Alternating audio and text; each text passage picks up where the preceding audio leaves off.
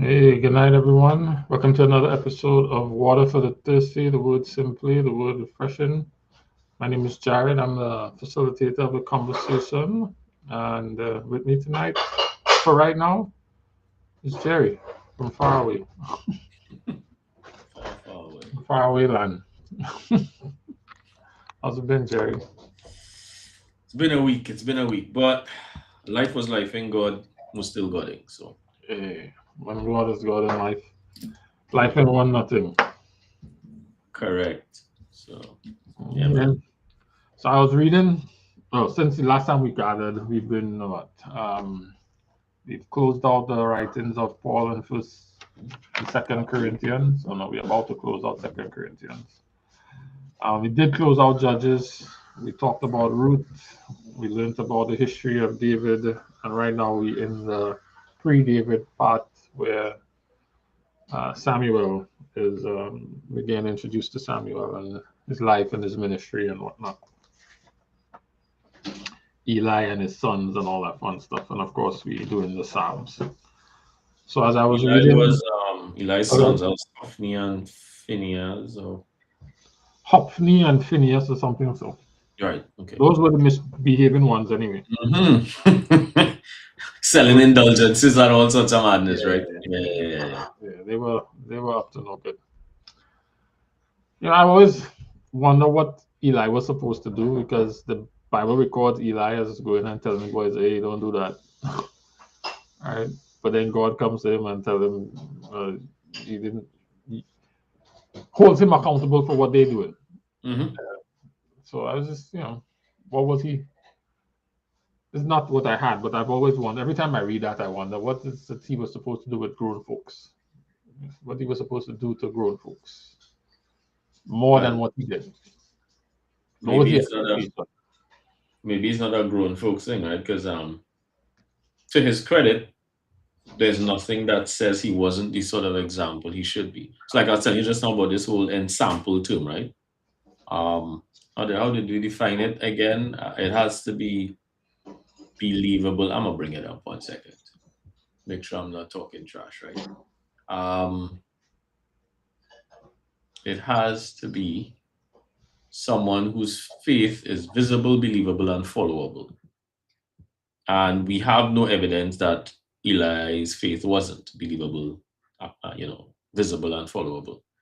So unless it's a case of in their formative years he didn't correct them enough, I'm guessing, and then as they got older, it's like by the time we try to correct you, it's kind of too late, right? The tree is already bent in a particular direction.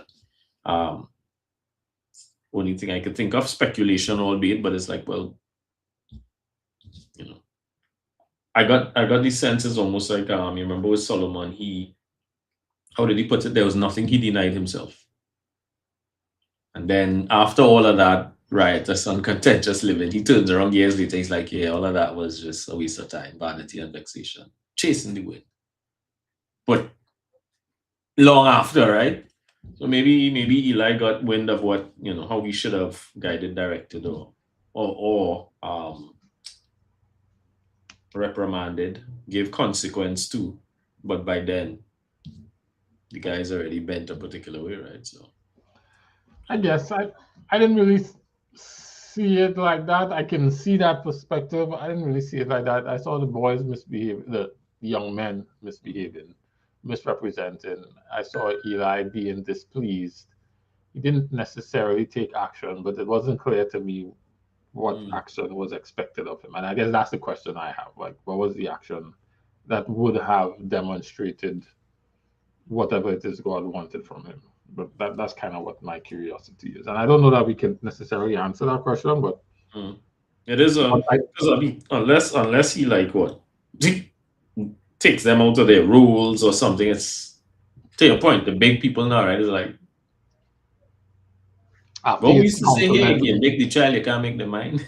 yeah, after you counsel them and warn them and admonish them, what what is the next step? And so, I'm curious about that. I hold that curiosity.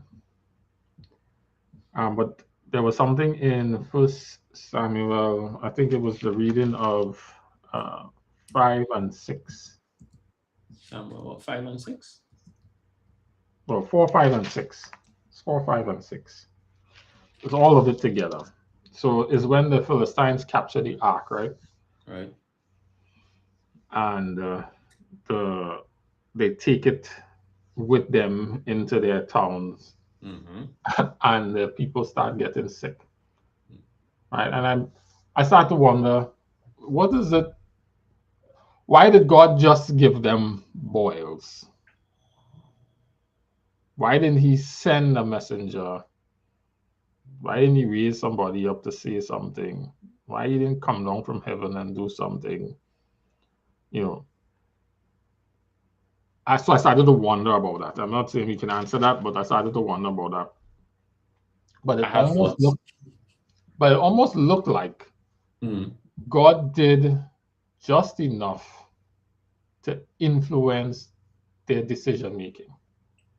Without forcing them, Correct. I'm going to give you sufficient information that you will make this deduction conclusion and take the action that I need. Correct.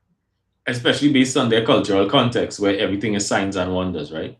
So for them, it was less about, unlike Israel that had all these judges and, there's all this Torah being passed down and whatnot. For them, it's all about, if we have paid homage to this God properly, then the rain will fall and we'll have crops. So when they say if all these locusts come out of somewhere, then there's something we haven't done. So since that is the context familiar to you, I'll give you a sign and wonder. That's just enough to... Yeah, I know what will impact or trigger your thoughts into the action that I need from you, right? But I'm just doing enough to influence your decision making. And it made me start to wonder about my life. Is it influence or is it inform? I would say inform and influence. And I say that because of the story of, I think it's one of the J's, Jehoshaphat or whatever, who was with Ahab or whatever. And one of the kings went to see the other king. And God called a conference and said, who will be a lion spirit in the mouth of the prophets so that he will. Right. And so it feels like it's, let's go to Pharaoh, right? Pharaoh's another example. This is why I'm saying influence decision making, because the ask was, let my people go. The things that were done were to influence the decision making. Yeah. I would even say, if we define faith as belief in the character sovereignty, of God. Its character sovereignty is 4 things. It's character sovereignty and some other things of God, and trust, belief that trust, and trust that acts. Right. Then anything I do that demonstrates that I believe in who He is and take action on that is an act of faith, right? So, you can even go as far as to say He influences or touches, it comes in and shows up in and affects our lives and circumstances in a way that affects our decision making and influences our faith. Now we get to decide whether it's a good influence or a bad influence, but it will influence our faith. I will argue that the devil does the same thing in reverse, right? He creates a temptation or a trial, right? I can't remember the singular word, the pistis. No, pistis is faith. Right. It's the other one, the temptation trial word, to get you to act outside of your belief, to get you to prove. It's a proving word. Yeah. It's the proving word, because that's what it is, the proving, to prove what you believe. And you think about Eve, first thing in the garden, she was given enough information to influence her decision making. And God gives you enough information. This is the thus saith the Lord, to influence your decision making. Yeah. So because they say anything God does, Satan has a counterfeit, and the counterfeit is usually based on inversion.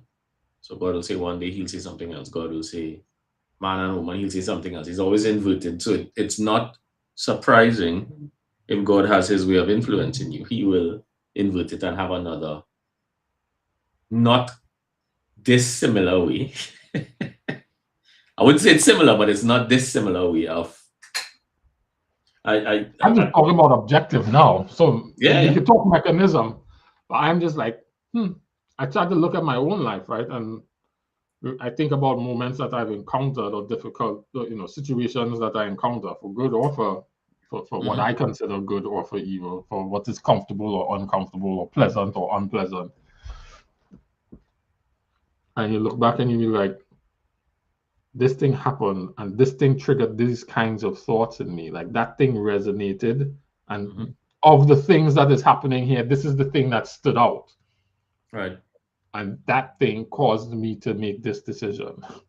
And it's almost like that's the nudge that God gives to get you to take action without telling you what to do. Yeah, without or making you do it. Yeah. Yeah. Remember when he says your ears will hear a word behind them saying, this is the way walking it when you turn to the left or the right. So it's almost like not as forceful as a pinball machine, but you're getting nudges.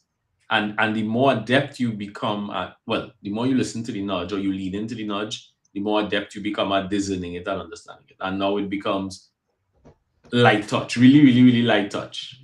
Yeah, until his mind becomes yours, etc., etc. But it's like there's an example I like to use with a friend of mine who dead set on going this boat ride, that we like here, regardless of what everybody's telling her, based on the time of the year and other things that were happening and all. And she had a heart set on going, had her outfit picked, everything. So this is what I'm doing on this date, this is what I'm wearing, blah, blah, blah, blah. One of her little nephews is over and spills some bleach, clowning around in the laundry room and spills bleach in the dress. And she has a conniption, right? Completely flips out and decides, fine, I'm not going anyway. The crew she was supposed to go with, the guy and the girl get in an accident on the way back and die. Wow. Now, God didn't force her will, right? Because she had already made up her mind. But there was a little nudge. I know enough about you that this will probably this will evoke this response. And I'm sure there are times we sit down and we reflect. Even when like dirt, either we do dirt or dirt happens to us and we're like, my mind really was telling me. And this really was working against. And I really didn't see this sign. But you're getting nudged, but you're like ignoring the nudges, right? Maybe that's what he meant. What did he tell Paul? It's hard for you to kick against the pricks. So it's like, I'm nudging you, I'm poking you. Now I'm going to be telling my age. I don't need to talk about pokes on Facebook. People might be listening and be like, what is that? Anyway. But it's like you're getting a poke, and if you respond. But to your point about you could decide if it's good or bad, you could get the poke and this, it's almost like you treat it like it's a mosquito in your ears, right? You just like until you just hear it less and less and less and less. Yeah. That's interesting. And so, I think, as we're talking about this, I think about other Bible stories. I think about Paul when the woman was annoying him. You remember the fortune telling thing? Yeah. Was annoying him almost to the point where he cast out the spirit, and that landed him in jail. And if he don't end up in jail, he don't free the prisoner, the prison guard and his family, right? And so It almost felt like whoever sent her to annoy him knew enough about him and how he may react that could trigger this chain of events. Here's the question that leads me to. I feel it's just like, some other passages where the devil is doing. So one of the devil's names means slanderer. I think Satan means slanderer, right?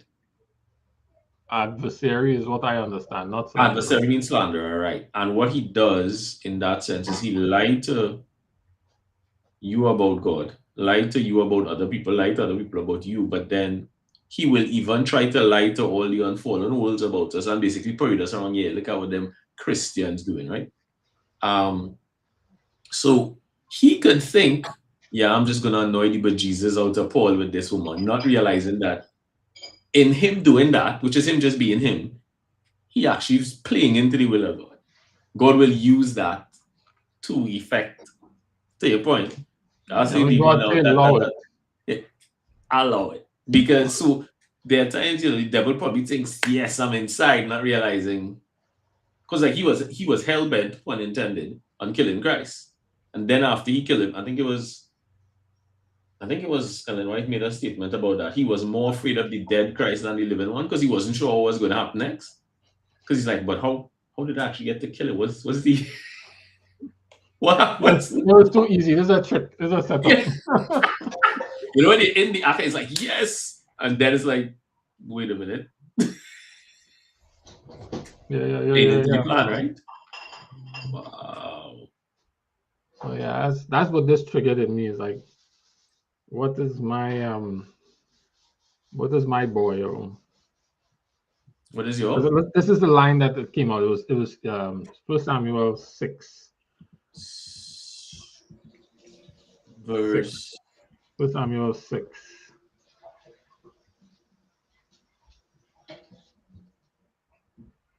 And we go from verse 1 through 6. I'm reading NIRV. 1 Samuel 6, 1 through 6. The ark of the Lord had been in the Philistine territory for 7 months. The Philistines called for the priests and for those who practiced evil magic. They wanted their advice. They said to them, "What should we do with the ark of the Lord? Tell us how we should send it back to its place." They answered, "If you return the ark of God to Israel, don't send it back to him without a gift. Be sure you send a guilt offering to their God along with it. Then you will be healed. You will find out why your power has continued to be against you." The Philistines asked, "What guilt offering should we send to him?" Their advisors replied, "There are 5 Philistine rulers, so send 5 gold rats. Also send 5 gold models of the growths in your bodies. Do it because the same plague has struck you and your rulers alike. Make models of the rats and the growths that are destroying the country." And this is the part that I highlighted. "Give honor to Israel's God. Then perhaps his power will no longer be against you, your gods, and your land." Verse 6. "Why are you stubborn as Pharaoh and the people of Egypt were? Wow. Israel's God was hard on them. Only then did they send the Israelites out. Only then did they let them go on their way." It's I'm asking you to do this. I need you to go in this direction. I'd like you to make this decision or take this action or whatnot. Mm-hmm. You need to get rid of this thing. How can I help you get rid of this thing? You know what? I'm gonna make you sick. When you send it somewhere else, they will get sick too. Here's what you learn from this. Nobody should keep it here, right? Yeah. Send it What back where it comes from. I didn't notice where they now are referencing what God did to Pharaoh and the Egyptian. So it's like his reputation preceded him. It's like, yeah, this all sorts of crazy stuff happens and life gets hard when you mess with this God. So again, based on your cultural context, it's like, yeah, don't. That was what He's not the one. Rahab said. Was Rahab his name when they came to Jericho? Yep. Yeah, they had that same understanding. All these people had that, and so that's what makes this Pharaoh moment even more significant, right? Yeah. Because God was like, "What I'm about to do here is not just about Israel or Egypt, but it's about everybody in this area Who comes now after? Mm-hmm. and for the future." Like, we still talking about that event and the significance of that event to this date, right? Almost 6,000 years. How many thousand years later, right? He revealed something about himself, which is why he starts by saying, "I chose you for this moment. I understood who you are, and you will be helpful to me in making this point." You are the perfect candidate, the right guy. So he's literally, like they talk about how Most countries have 3 to 5 year plans, but a country like China does like 50 to 100-year plans. Literally, is that type of variance, right? Because he's planning thousands of years down the line. This is the implication. Why do we still talk about, to your point, why do we still talk about Rahab or Ruth or whoever? He made a point with Elisha, right? Wow. So yeah, so this story kind of, did that. But it's how their logic was, here's how we'll know if it's their God, right? We'll create this impossible scenario. And I didn't realize it was an impossible scenario, right? Mm-hmm. They take 2 cows that had just made calves and have never been ridden. So they're not accustomed to doing this thing. All right. What do you think would be the natural instinctive action of a cow that just gave birth to a calf? Well, When you let him go and you're not riding him, right? You've strapped him up, you're not riding him or her because it's the mother, it's cows, right? all right. What do you think they're going to do? Try to defend their own or buck you. No, so you take the cows of them and put them in a pen over here. Mm-hmm. You think they're going to try and go back to them, right? Yeah. They go back to their babies. Mm-hmm. They were like, if the cows don't go back to their babies and they go back to Israel, then we know this is of their God. Yeah. Because again, it's instinct. There's no way innately the animals will know, all right, let me just basically have to go against nature. Nature and this dynamic that's happening with, I guess the dynamic of the baby is the nature. Yeah. So yeah. Mm-hmm. So they had their own, how you put it, Gideon moment.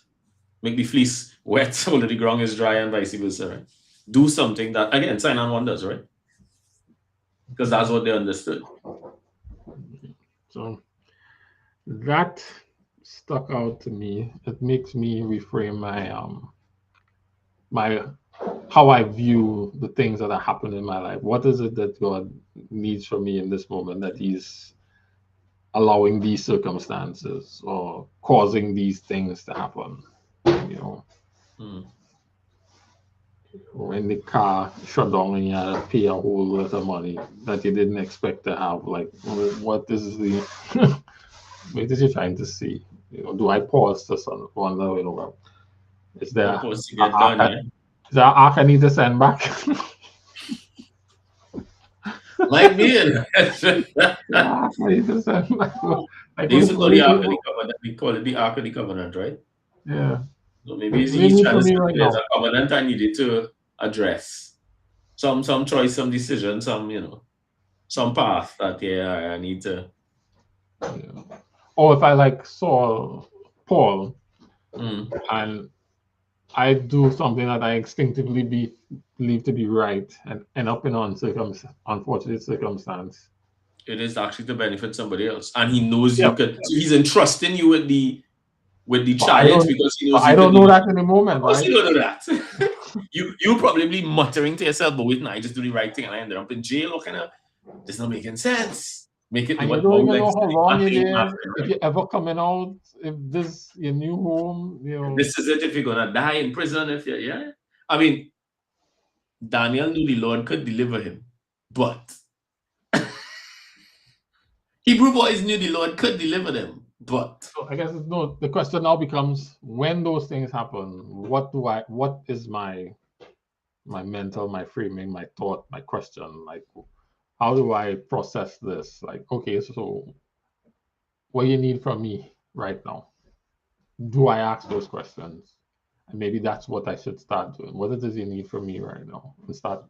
And do you need it right now? Or is what you need from me coming and I just need to hold strain? Or I need to be ready for because I like how you frame that, because now it's not about, you're not approaching it from the perspective of, let me find out what needs to be done so I could get out of this situation. Now that might be a thought, but your focus is, what do you need from me now? Yeah. What do you need from me right now? You just need me to spend some time with you, get right with you. Like, you're sending somebody from me to influence, or you want, what does you need from me today? I guess now after this becomes my evaluative lens. And I guess the situation was strong enough that what was needed was fairly clear. Like Right. it was kind of obvious you need to get rid of this thing. And he left them to figure out the how, but the Yeah. what was clear, get rid of it. Hmm? Is there a lesson there for us in terms of how God operates where he will give you enough that he wants you to use your gray matter? So sometimes there are things he wants you to figure out. Now he guided thoughts he'll give you, hey Kenrick, What up, give Cameron? you enough to like here's what you need to do. Someone but color within the lines. I'll just give you the and then you color within the lines. Cameron, we were looking at 1 Samuel 4:5-6 when the Philistines captured the ark and took it. And I thought it was interesting in chapter 6, where when they call for the priest and the magic men say, why are you so stubborn? Send back what belongs to God, please, and don't be like the Egyptians. And it made me These answers. think about why God took the action that he did. You know, all he did was he caused them to be inflicted with these boils and it killed some of them. But he didn't really, but he chose an action. Like of all the actions he could have chosen, this is the one he chose. Why this one? You know, and it started to dawn on me that he's taking actions that the people would understand enough of what the intent is so that they could see that he could influence their decision making. So the experience was enough of wanting this influence decision making. Hey, we don't want these boils. This thing is causing us. We need to get rid of it. And so he took action to influence them in that direction. And it makes me think of, Pharaoh. It made me think of um, a handful of other people where it seems like, or when God sent the lion spirits in the mouth of the prophets to influence the man to go so that they could lure him to his death. Mm-hmm. And I start to now reflect. So is it that what God does is that the things that we experience in our life that God allows or directly touches are meant to are designed enough in a way that with enough of an understanding about us as individuals, that they will influence our decision making in a direction that he intends. So, are you saying this because you're saying, it could be much worse? No, well, I think he knows what it'll take to cause you to have a thought. Because I'm thinking about my own experiences, right? And some of the things that I encountered that caused me to make a decision. I don't make this decision if this doesn't happen. So I'm gonna go with Jerry's example just because it's fresh in my mind and I don't have one of my own right now because I have so many to pull from. Jerry's one is a little bit cleaner, it's fresher. He was telling a story about some friend of his who was going on a boat ride, and she was set on going, and like the day before or whatever, her brother spilled bleach on her outfit, and she decided, you know what, I ain't going. The people she was supposed to go with died in an accident on the way back. Right? And so the misfortune that she encountered, the spill, But it would have had to, enough that she was like, you know what, I ain't gonna bother with this. but it would have had to been that. It would have to be something that would do that for her. This is that thing. That's what I'm saying. Yeah, it would be like, you spilled bleach, I ain't going. Whereas for me, it'd be like, I'll choose another outfit and I'll go. Correct. So it would be something. But in that context, in that instant, it was like, this is what will trip me over, and I'm just not gonna. Yeah. Which is what I'm thinking about the boils, right? The tumors, right? That's the tumors are what are causing these people to have this thing, right? And so it's almost like it's specific in or let's go with Saul, who was Paul. Was preaching, having his good conversations, and the woman there annoying him in the background. And he turned and he cast out the demon and went back to what he was doing, right? Because he was annoyed and he wanted to make it stop. Mm-hmm. if you don't do that, maybe if you handle it another way, maybe if he was less quick-tempered, more patient, maybe if he had a greater level of tolerance, he doesn't end up in jail, and the jailer and his family don't get saved. Like when you listen to the story, it almost feels like this woman was sent to annoy him, to create circumstances so that he would end up in jail. And so my wondering is, how tailored our circumstances are, understanding our makeup to inform or influence, Jerry, because you said inform, I'm saying influence our decision making. I'm leaning on influence for sure now. And I think the opposite is true of the enemy. He understood exactly what it would take for Eve to influence her decision making. And Samson and. Because he tried. Delilah was Samson's second or third Philistine woman. Third, I think, right? I think it's the second or third. Yeah, he was more than. Yeah. He married one and then fell in love with this one. Right. But he had plenty in between. But he had plenty in between. Yeah. Yeah. So he realized, okay, definitely he's going to take a Philistine woman. And then this one. Because, bro, it's like. But this one, it was because she nagged him, right? It wasn't just because. But she's nagging him in a way where every time you ask me this question, dude's coming at me. But he's so, however she's doing it, he's still so cocky that I got this, man. I'll never tell her. And even if I do tell her, it's not really the source of my strength. I could overwhelm whoever. Because it's like because she shaved his hair off, right? It wasn't the Philistines. And when they came, he said he tried to rise up against him and he didn't even realize the Spirit of God had left him. So he's still riding off for this high that, I got this. So to your point, he knows just how to, who or what to use to influence you to make certain decisions. Right. I feel like that's where they live. They live in the space of influence, decision-making influence.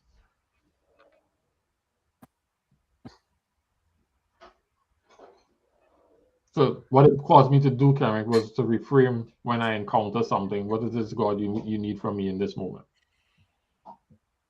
To start pausing and asking that question and doing those kinds of reflections. What does he need from me, either in this moment or as a result of this moment? Yep. Which may not be immediately in that moment, right? So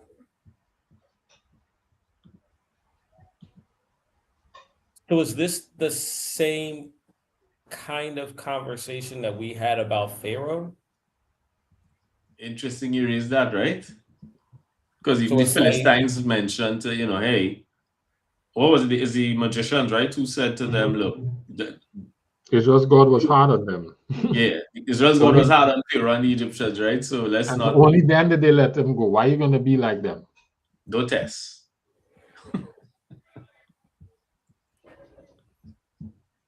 Go figure, man.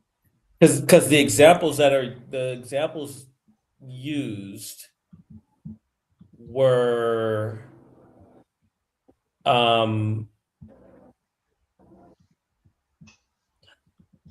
sure how people would normally see those things, right? Some of it was used for good. Some of them were, Samson was not.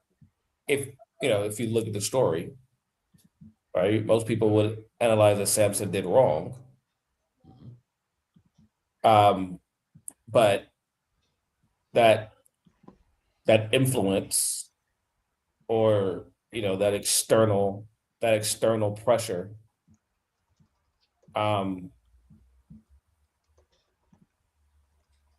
was needed in order to accomplish what God needed to accomplish. Right. So I like that you talked about Samson and good or evil. I'm not even sure that is the right framing. I'm not sure it's the right framing because of James 1, 2, and 3.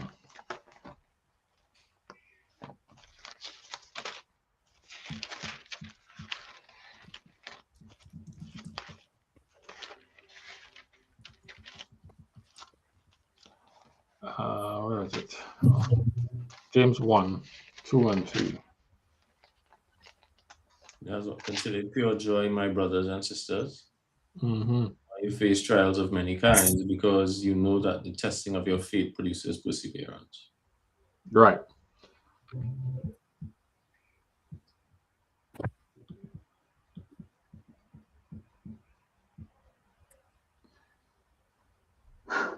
The word there, testing, is a trial or proving, either by testing or temptation, or it's a trial or proving, either by trial or temptation. Mm-hmm. So either way, it's one thing that can come two different ways. But the idea is to prove or test your faith. You know, like a test is to prove your knowledge or something, or to prove the existence of something, to prove the fidelity of something. And so it really is more of an examination of how faithful are you? How much do you believe? You know, it's all a matter of revealing faith. So it's an influence to reveal faith in one instance, or even strengthen faith. Or in the revelation of faith, your faith gets strengthened. And it's by God or by Satan. That to me holds all the scenarios, including Pharaoh and Paul and all of it. So that's my thought out loud. I don't necessarily see it with Samson. So let's go to Samson, because this is here it is. Shameless plug. There's a chapter in the book, My Only Love Is You, the Michelle Williams Principle. Mm-hmm. That's why I know the Samson story in and out, because there's a little line in there where this whole thing hinges on hooks in the story of Samson that gets overlooked. People start to say, "Oh, Samson had a lust problem and all them things." Samson had a relationship fidelity problem. He had an exclusivity problem, and it will show up in the story. Which one is Samson? Samson is. Because I don't know, for whatever reason, I don't look at Samson. Judges something. I don't know which one Samson is. Samson is after Gideon? Yes, I believe so. Torah, Jair, Jephthah, Samson. All right, 13. 14. Yeah, I always look at Samson as like everything that Samson did was supposed to happen. That's the way it's supposed to play out. Never, I very rarely look at it like it's Samson's problem. Samson did no wrong. What? Samson didn't do anything wrong. Yeah, I would challenge that. Yeah.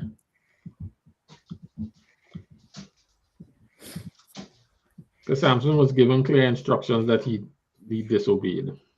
Correct. What was that? Don't cut your hair. Well, yes.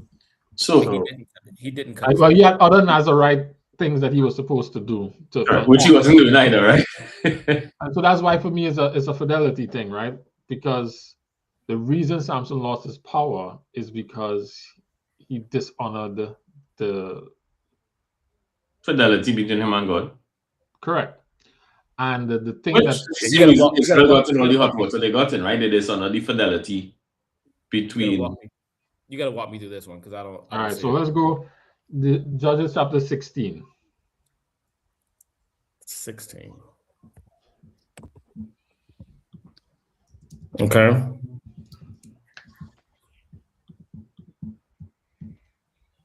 So I am going to go from verse 15 because this is where the magic is.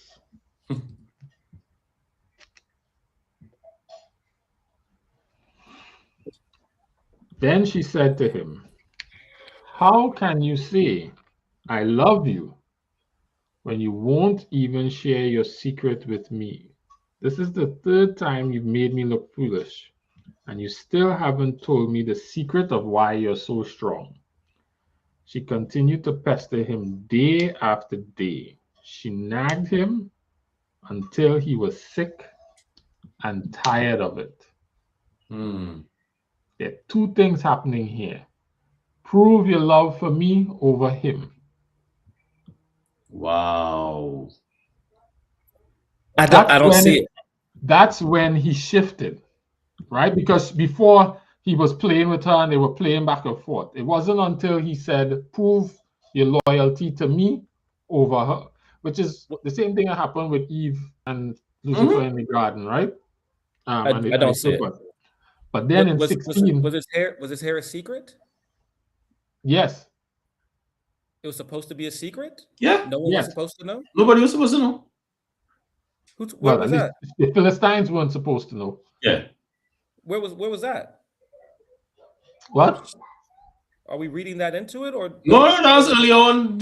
Well, he's not a courtesy, and people aren't supposed to know. no. Well, I They're don't not know about supposed the to know. people aren't supposed to know, but he kept it from her. That's what I'm saying. Where is the because It's a secret. So in, the secret, in our day sharing that with the woman you love is vulnerability. right? But what makes it a secret is that it's the secret of his strength, right? It's not. It's the source of his strength that would make him vulnerable, and so sharing it would expose him to danger and cause potentially the cut off.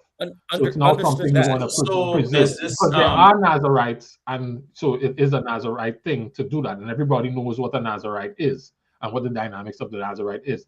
They don't know that that Nazarite vow is the secret of his strength. It's what's giving him or facilitating the strength. And that's what she's Understood. asking for.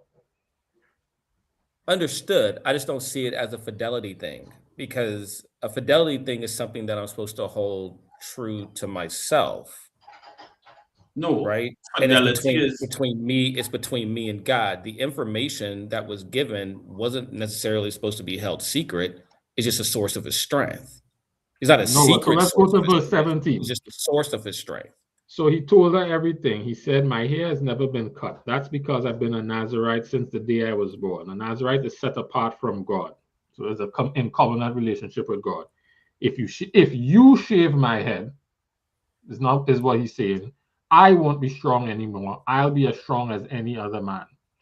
Now, Correct. in the context of what she's been trying to do, how to get rid of his strength, right? He is now yielding to her this power to have control over him as a demonstration of his love for her.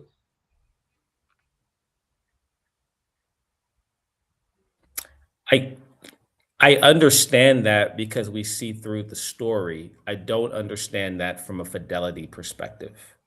So he has to either be faithful to God and preserve his hair, or be faithful to her and give her the opportunity to break that covenant. And he chose her because she's already been trying to do it. It wasn't like they was just having conversation. She's been trying to cut his to do his strength. So it's not like he don't know what her objectives are. He's not. It's not just, "Oh, we lying here talking pillow talk. Oh, what's the secret of your strength, Samson? Oh, well, I'm gonna tell you. This is after 6 times of him telling her something fake, and then she'd be waking up and doing it. So the context is he's now yielding to her.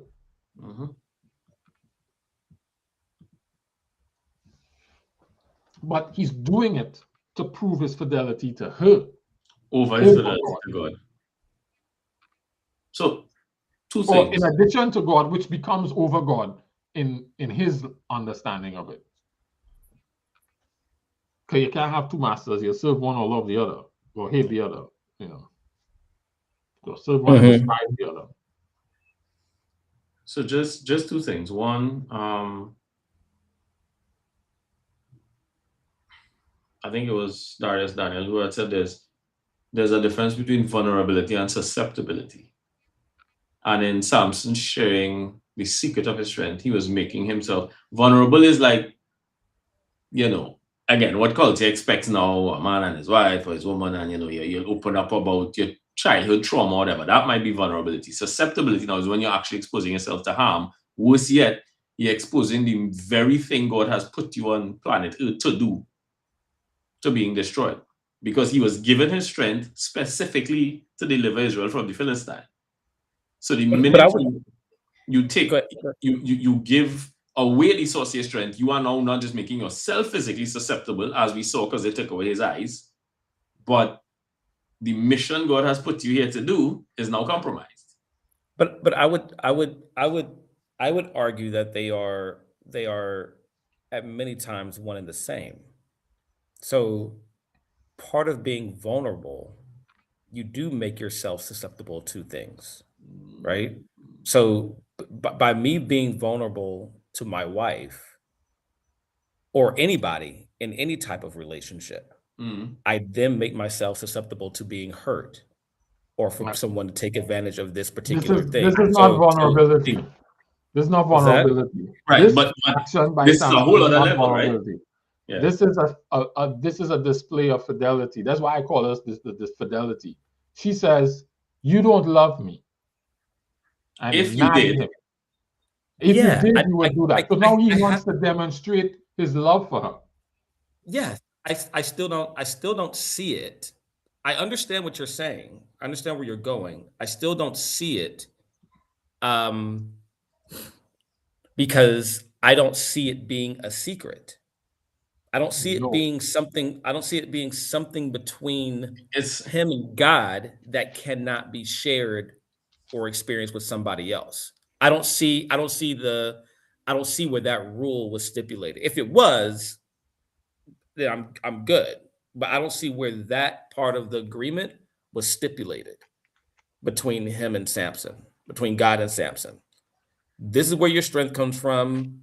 Do not tell anyone about it because of this, or not even because. Just don't tell anybody about it. I don't see where the fidelity thing comes into play between God as it relates to God and Delilah or anyone else.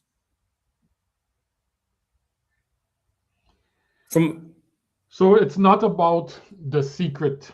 It's about the cutting of the hair. It's giving her the ability to sever the covenant, putting the severing of the covenant in her control. He's now yielded that to her. He's now handed that to her. That's why it's a secret. And he regarded it as a secret because he understands sharing it would make him vulnerable to somebody else breaking the covenant. So in order to preserve his fidelity, he has to keep it a secret because of what it is.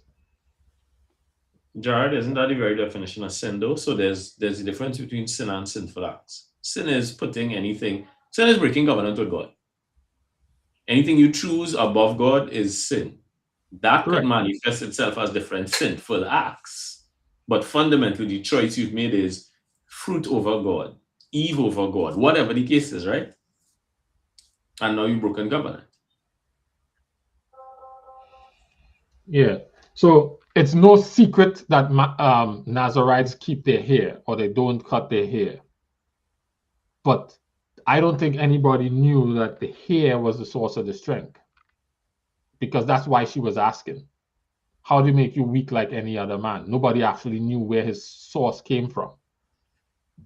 Right? It wasn't public knowledge. Because otherwise she would have gone to other people and found out, right? She wouldn't have had to ask him. Correct. Let alone 6 times? So I don't know that it was necessary that I don't know that it was necessary for them to say it was a secret, don't tell anybody, more than it's necessary to say, don't let this happen, don't do this. And this can happen to you if people know that this is what the thing is. Yep. But then the context in which it's taking place, she's been asking for now 4 or 5 times, what's making you so strong? We are your enemies, and I know I like you and whatever, but you are our enemies. You really don't have any allegiance to me. Right? I over here doing something probably shouldn't be doing. It's probably not a wise thing to do. And every time you ask me how to make me weak and I fall asleep, you're doing the same thing. So what do you think is going to happen when I actually tell you the truth? Yep. That you're going to cut my hair. And if I tell you what it is to prove your love to me, I'm hoping that you're going to honor that love. By not actually cutting my hair, except, yeah, she did. Because she didn't really love him. It was a card she played. And he decided to choose her over God. Because he could have said, nah, I can't tell you. I can't tell you because you're not trustworthy. You have not demonstrated that you're trustworthy. And first of all, it wasn't his wife. Did she marry Delilah? No, I don't believe so. I can't remember. I don't think so. I know he married the other Philistine woman, but I don't think he married Delilah. Yeah. I guess that's listen. I read the Samson story, man. I don't see no wrong, dog. It played out the way it's supposed to play out. The spirit came upon him. He had to go sleep with a prostitute. Like it's all part of the like this is what the dude. This was required. I think this is what we're missing. This is what probably sparked the conversation, or part of what sparked the conversation earlier, where there's God's permissive will and there's his preferred will. But he understands what will influence us, and there are things he allows to influence us. So it's not that had Samson not slept with her, he'd have delivered Israel. He would have still had his strength and delivered Israel, I dare say, better and more fully than he did in his death, right? By bringing down the temple and killing however many people he killed. He'd have maybe better and different, but we know what he was going to do. God knew what he was going to do. He's like, some good will still come out of this. I don't see that God wrote a script and said, this is the script you need to play. Actually, this was the script. All he said was, he said a what and not a how, right? God said, this man will begin to deliver you from the Philistines. Now, God could have said, begin to deliver you because I know what the foolishness he's going to do, right? Or it could have been that the way that he's going to do it isn't fully written and he gets to chart that course, the how. Right? But I'm giving him this and I'm allowing him to do that. My only current pushback, and I say current because it might change as we progress the conversation, is again going back to the idea of what God knew. If you do this, Pharaoh, and I influence you through this, and this happens, for thousands of years, people will be going back to this example of knowing not to mess with the God of Israel. So if there's that depth of clarity and understanding and repercussion and ripple, God is the same yesterday and today and forever. I don't see that he'll be that way with Pharaoh and then he'll just be like, I'll push back to your pushback with Jeroboam and Saul. Mm-hmm. Because God chose Jeroboam and Saul in the same mechanism that he chose David. Mm-hmm. And he chose Saul first, and then had to replace him with David, and then Saul Jeroboam. So that same God would have known that Saul was going to fail. Mm-hmm. And he also would have known that David could have failed. Mm-hmm. And then he took it from David's son and gave it to Jeroboam, because he was faithful. My point is, how a person is at the one moment is not necessarily how they're going to turn out for good or for evil. Right? Manasseh was evil for 50 years and then he turned around. Right? So my point is the what could be true and the how is being determined by the individual. God is influencing the decisions, the decision-making process, but does not necessarily control it. Absolutely, but he's doing it in a way where he wants a certain outcome. Like, I'm in this story, I'm not sure God necessarily wanted to save Israel as much as he wanted to defeat the Philistines. Sure. So that's why I'm going to agree with that. The outcome is not necessarily this. It's, again, the outcome, he was clear, was begin to deliver Israel. That is the outcome. And that could happen with him. I wanted Jordan to win, right? Probably a little bit more than I wanted Reggie Miller to cry. I wanted Reggie Miller to cry. You wanted Reggie Miller to cry. Cry. I wanted him to cry. I wanted John Starks to cry. I also wanted Jordan to win. But I'm not sure they were a very close second, right? And so my thing is, when I read this, and I guess the reason why I say what I say is because, so when I read Judges 14, 1 through 4,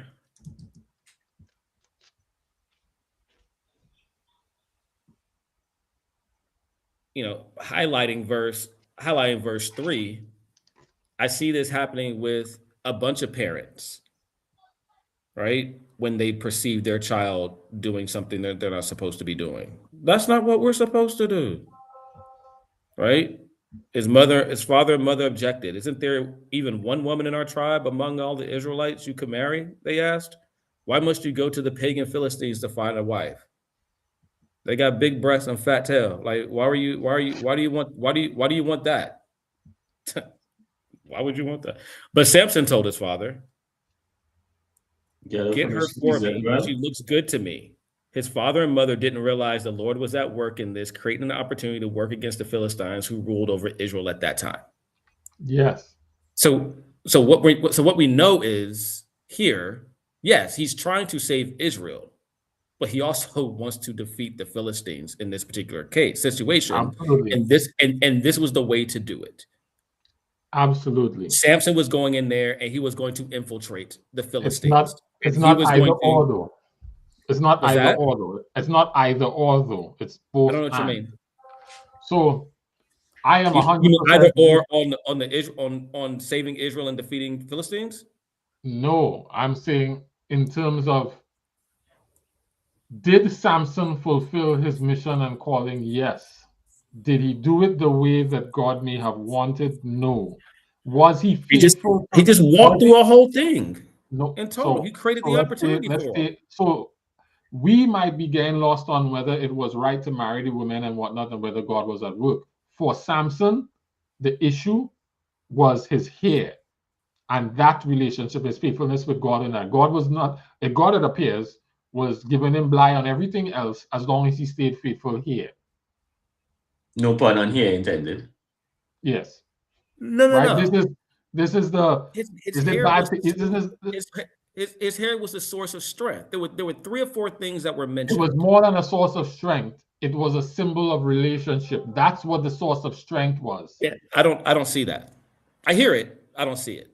I don't see where. But you have to understand what the Nazirite vow is.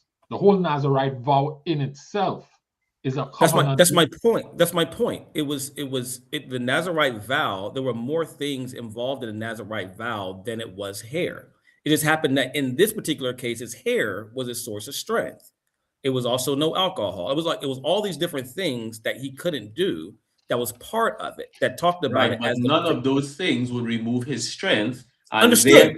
and thereby making him capable of fulfilling the mission. Understood. I understand that. That's what I'm saying. So there was a lot of things that made him a Nazirite.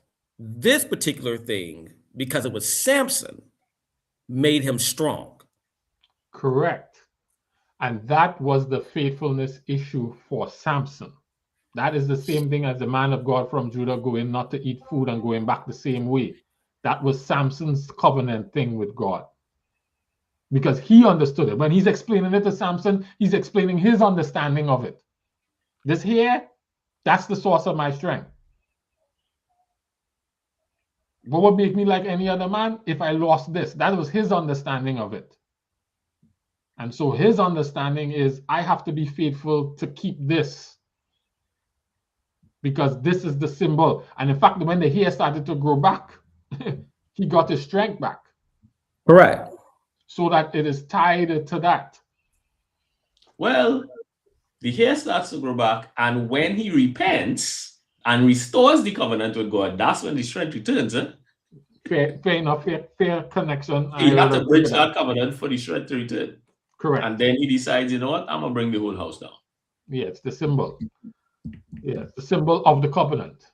Mm-hmm. It's not the circumcision, it's what the circumcision symbolizes. Correct. It's why God has to, get Zipporah to circumcise the little child on the way to Egypt. Because of what it represents. Yeah.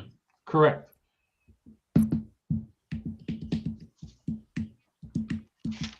And the conversation with Delilah turns on the "you don't love me." Make a choice. Prove you love God or prove you love me. Correct. That was what she was presented with. And he chose to prove his love to her by telling her the truth.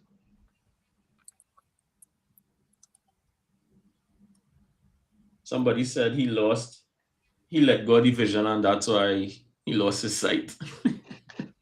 The vision was that covenant relationship. You give that up. I mean, he snitched on himself, right? And then they gouge out his eyes. Because it's like, what's the point of you having physical eyes if you're not, you have them, but you're not aligning to the vision? What's the point?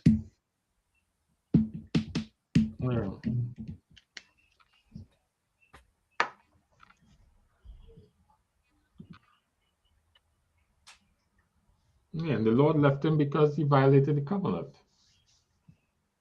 He didn't just lose his power. I don't see the covenant. You realize it wasn't just that he lost his strength.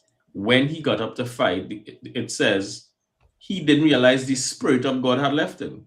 Correct. So by breaking the covenant, to Jared's point, God is like, I'm out. It's not just you're losing your strength. You pull away from me, okay, no problem. Yeah. And it's in verse 17 that he says, my hair has never been cut.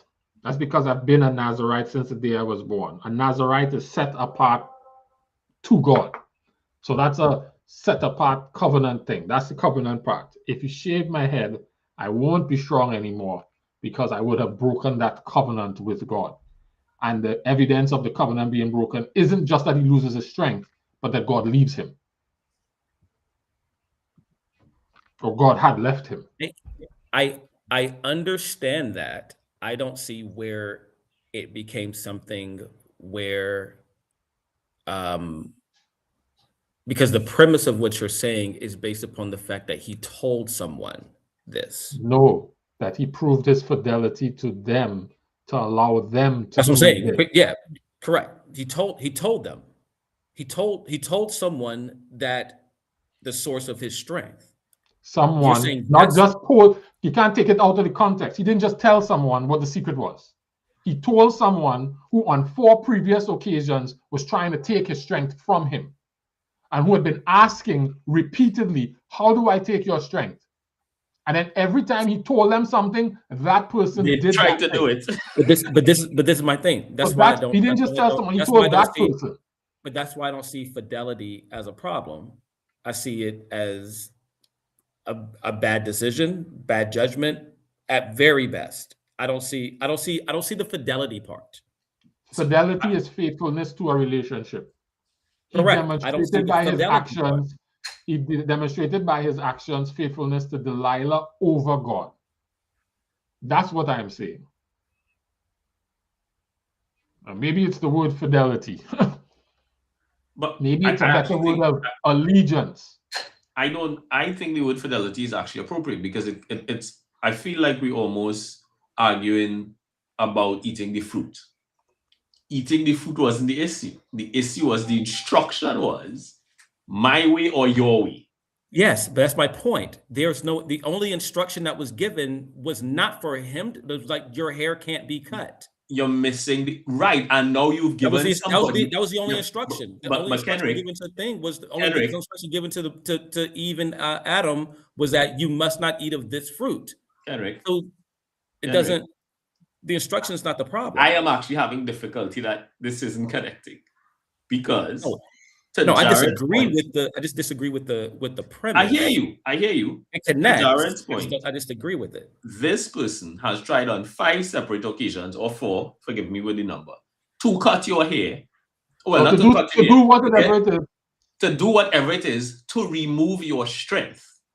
Correct. Once you know cutting your hair removes your strength, and God is saying, God demonstrates to you that once that is done, I am withdrawing from you.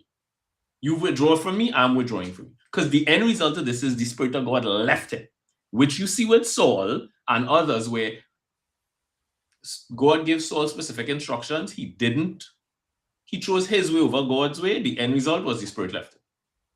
We see a pattern. God gives you instruction, you disregard it, Spirit leaves you. Samson has an instruction, don't cut your hair. And what he does is don't let your hair get cut. Because it's not just it was like no razor should touch your head. No razor should touch your head. And what he then does is give the secret to a person who has demonstrated before multiple times they want to take away your strength. So it's almost like you sinning by proxy. You cutting your hair by proxy because you pretty much know if I tell her this, just like I've told her 5 other crazy things, and she's taken it and done those crazy things. If I tell her this, she will do this crazy thing. 100%. 100%. I am with you 100%. Right? So it's like, you know this is going to be the outcome. Why do it? 100%. Now, the minute you do it, your hair gets cut, covenant broken. Bad judgment. Bad judgment doesn't usually end in a covenant being broken. If it's just bad judgment. It was bad judgment. Why is this giving me balloons? I don't know. I did this sound like a balloons. Okay. That was bad judgment. The magenta, yellow, and green balloons. What? Anyway. I understand how you're getting to fidelity. I just don't know if I agree with how you get there. No problem. So that's it. Yeah. I think it's so he told her everything. That's how I get there. In verse 17. I literally feel like somebody is like, what came to mind? I know, guys, it's kind of irreverent. I'm sorry, it just came to mind. It's like Bruce Wayne and Batman. Batman's superpower is that he's super wealthy, right? Essentially, that's a superpower. So when I forget her name, ask him, so are you really Bruce Wayne? The minute you let that cat out of the bag, this is your one superpower. You're cooked, right? And you 100%. And you let the cat out of the bag. It's like, bro, why are you? He stitched on himself. It's like, why are we doing it? Yeah, but I mean that's the I know you don't get it. I'm just aghast that. But that's the thing. Like that same rationale is the same rationale that people believe why, like all America's secrets should be out there, right? They're like, you should, let the country know what's going on. What do you have to hide? Well, what we have to hide could actually change a lot of things here. Like if you actually knew what was going on. Yeah, you don't want to know what's going on. We think we want to know, but we don't want to know. We don't want to know. Right? So what was it Solomon said? What was it Solomon said? With knowledge increases sorrow. He's like, yeah, that things you don't even want to know. You don't want to know. Yeah. So like I said, at the very least, I see it as bad judgment. It was definitely not the right move. I don't see it as fidelity. I do see where God did leave him. I don't necessarily see where he had to repent to get him back, but he just said, "Come back one last time. Let's do this last dance." And and then the walls came tumbling down. And so I guess my whole thing, that's why I always look at Samson. I've always looked at Samson as I read the story as I think there are basic things that God requires of us. One of them is that level of fidelity to him. What that looks like may be completely different to several different people. What it looks like to me may not look like to you, may not look like to Jared, may not look like to my mom or my dad or my wife or whatever. Right? To your point, sorry to cut you, but to your point, no, you're good. I'm pretty sure God didn't ask you to go marry no hoe, right? Correct. He looked at Paul was here. He's like, my guy, take one for the team. Yeah, like I don't literally taking one for the team. Sorry, I don't know how that plays out. Yeah, right. So when I look at Samson, this is the way it played out because this is the way God needed it to play out.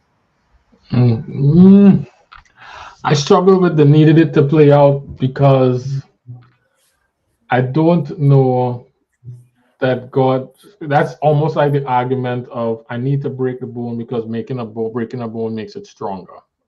That's almost that same logic. Yes, breaking a bone will strengthen it, but you don't need to break it to strengthen it. But sometimes you have to break the bone in order for it to heal properly. So if the bone is broken, right? Sure. But if the bone is good, you don't have to break it to make it stronger. Is my point.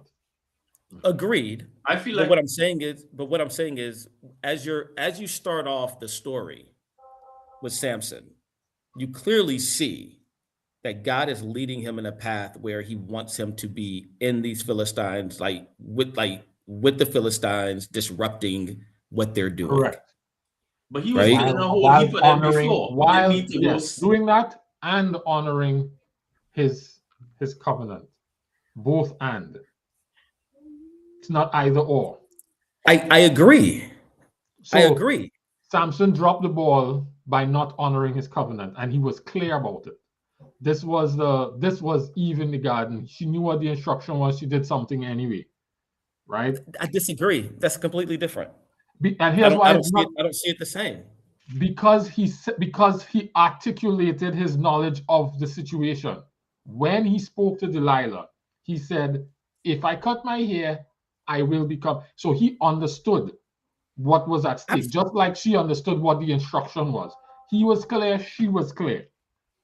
By giving the truth to Delilah, he was in fact allowing his hair to be cut and not preserving the covenant, not protecting himself from that reality. And so that's where that agreed. That's why I agree with that. I don't see that as a violation of the covenant. The violation of the covenant was when his hair was cut, not in the giving of the information. Of course, the bad judgment was giving it to the wrong person. He was not even given the information from God. His mother gave him the information. He was never told by God that this was the thing. His mother gave him the information. This was not a covenant. This was not a covenant between him and God. This was something that it was something to do. Was that again? Same thing with Eve. Eve didn't get the word. Eve get the word from Adam. And it was taught, it don't really matter who you got it from. You were the one in covenant. No, I understand. I agree with that. And it's your responsibility to ensure that no razor touches your head. Correct. What you have done is allowed someone to put a razor on your head. 100%. In a total agreement. So in a sense, you broke the covenant by allowing that. I understand that. I don't disagree with that. I just don't see the fidelity. That was it. I'm just saying the fidelity was in the dialogue. It's in the you don't love me, prove you love me dialogue. I, Gotcha. it's funny. That's the same kind of, which is the scenario the devil presents over and over. Right? The same thing he did with Christ. If you bow down and worship me, I'll give you the world. Now you had to prove fidelity, and then he goes a step further. And he's like, if you're really the son of God, prove your fidelity to me or prove your fidelity to God. You're hungry. You don't wanna eat. There's always a fidelity. To my mind, everything is a fidelity question. That's what it comes down to. How do we put it? Lordship is lordship, right?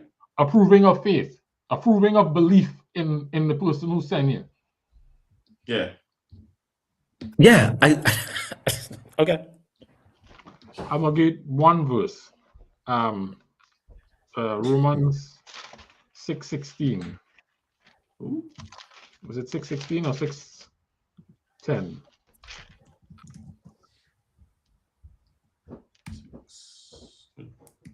You said 6:10? 6:16. What should we say then? Should we sin, starting at 15, should we sin because we are not ruled by the law but by grace? Not at all. Don't you know that when you give yourself to obey someone, you become that person's slave? If you are slaves of sin, you will die. But if you are slaves who obey God, then you will live a godly life. You used to be slaves of sin, but thank God with your whole heart you obeyed the teachings that you were given. You've been set free from sins. You've become slaves to the right thing. The idea is whoever is the person whose instructions you are following, whose guidance is influencing your decisions, that is the person who you love. A man can't serve two masters. You'll either love one or hate the other, because when both of them come in conflict and both of them come to you, right? The one you obey, the one you yield to, the one you give to is the one you demonstrate in love, fidelity, loyalty to. That's why it was a fidelity thing, because you can't do both. Once you have the two in conflict, the one you go to is the one you love. And that's the one you have fidelity to. And when he chose to give Delilah what she wanted and not to give God what he wanted, he was choosing Delilah over God. Fidelity issue. At least that's how God sees it. When you worship, Yeah, I just don't see. I don't see where he's not giving God what he wanted. He's not giving God what he wanted because he's not honoring his commitment to preserve his hair. Mm-hmm. He's giving Delilah what she wants, which is the opportunity to cut his hair. Gotcha. And he's doing that to prove his love for her. That's the context in which the conversation took place. And she nagged him. That was the other piece. Not only did she say that, but she nagged him incessantly.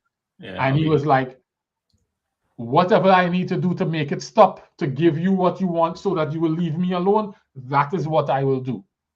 That action of exasperation is Paul. Yeah. It's loyalty. That's what it is. Fidelity. Paul. We just talked about it. Yeah. Oh, well, yeah, because he's fed up with her just going, these are servants of the Most High, or whatever she was rambling on about. But that's essentially what Jesus experienced when he was going to the cross. The beatings and the torture and the emotional stress was to get him to quit. Was to get him to say, I'm done with this. I'm not doing this, not for them. Yeah. Mm-hmm. That is a fidelity issue, because the moment he does that and he yields to the pressure and the difficulty and the discomfort, he's now chose himself over God. His own relief. That's a fidelity issue. That's where the fidelity is, because it's all that. And mind you, him choosing relief in that moment would have been legitimate, right? Because what he was going through, I mean, come on. None of us want to have to deal with that. So it's not like he didn't have a legitimate reason to say, you know what, I'm good. That's why parasmos is the phrase that helps to determine it. It's a proving of your faith. It's a proving of what you say you believe. Do you believe that this is the source of your power? Prove it. But okay. Prove it. And if you give her the razor, essentially, what are you proving? That you know the source of your power. No, that you are faithful to the source of your power. You're not proving faithfulness to that.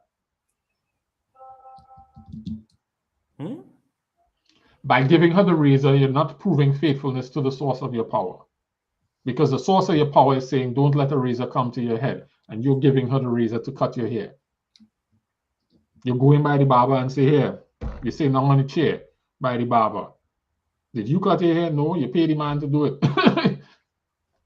When you go and you sit down in the barber chair, you decide to take your money and pay. All up in Delilah lap, yep.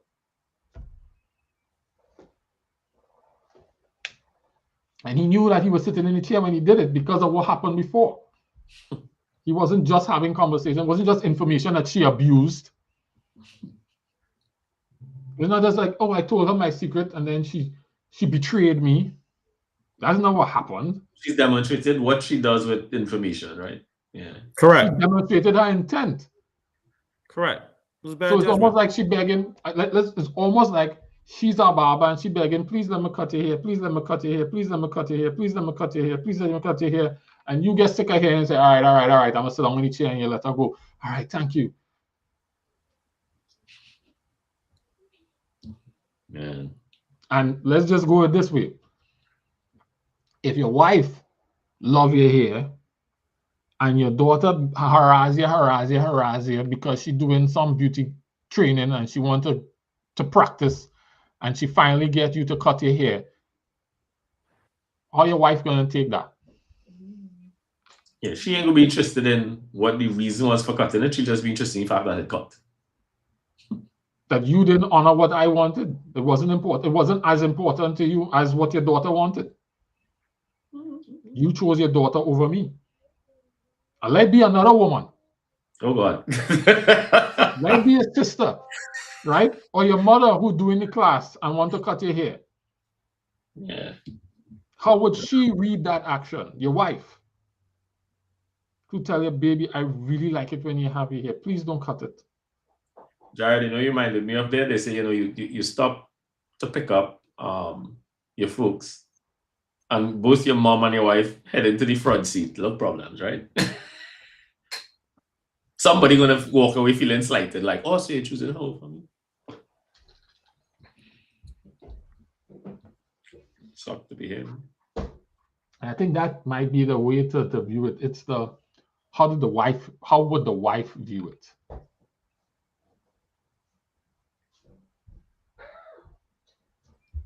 Particularly if she had the conversation and you were clear about what her expectations were, her desires were.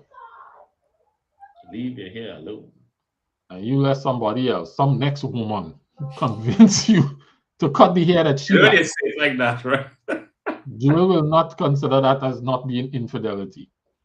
Oh my God. Yeah, but that's opinions don't really, whether it is or not. I mean, Kendrick, if you didn't say it like that, you would have been. it doesn't. I mean, All I want to say is, we all have and feelings. then Jewel left him, right? He got up and he didn't realize that Jewel was no longer in the house. If Jewel leaves me because of that, then we probably shouldn't be together.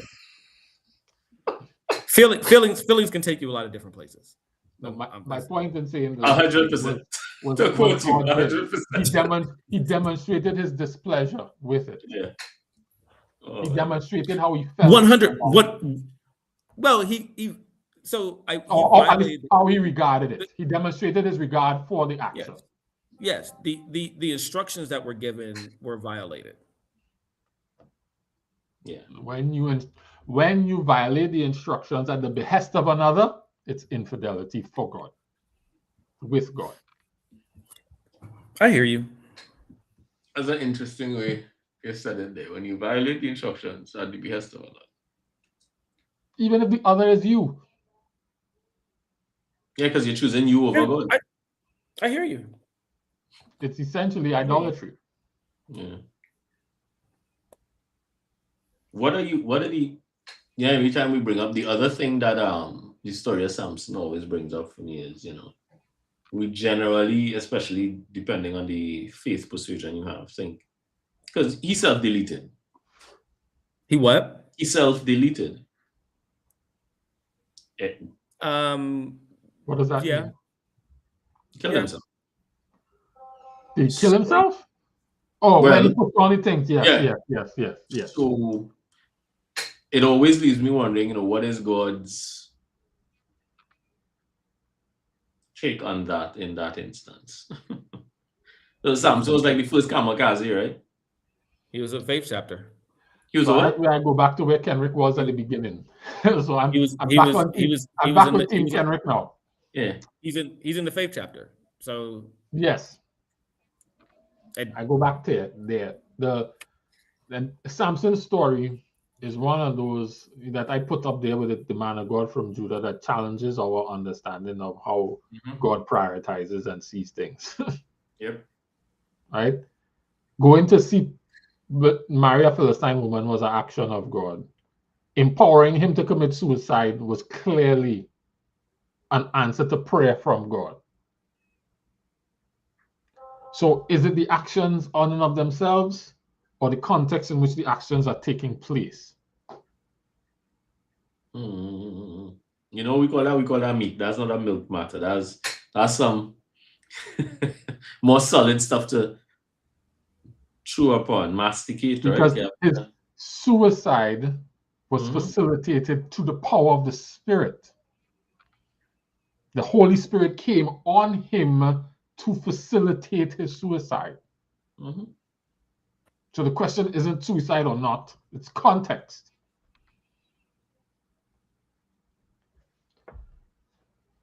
And that idea holds. In the works. Hmm? If I could throw a spanner in the works a little bit to add to what you're saying, I remember somebody saying, it's like, oh, not comparing this to suicide, but again, in context, Samson basically laid down his life. He gave it up.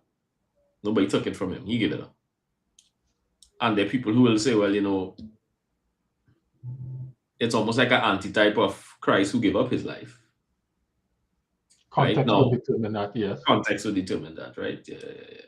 Yeah, we also didn't want to live blind either. Yeah. It was kind of. He wanted revenge on them, and he was okay with dying with them together. And he was okay with dying too. Yeah. If he was Samson before the eyes, I'm not sure he makes the same decision. Correct. Yeah. Because, like I said, he was killing them on plenty before anyway. He killed more of them in his death than in his whole life. Correct. I know, but what I'm saying is, he was killing plenty. He could have kept at it, and the reason why it was so important that they made that statement is because he killed so many in his life. That he's made very clear, like he killed more now. Yeah, and he was killing. So that's the thing. That's what I'm saying. Like at the end of the day, it was mission accomplished. Yes, and that's the part that I wanted to highlight. Mission accomplished.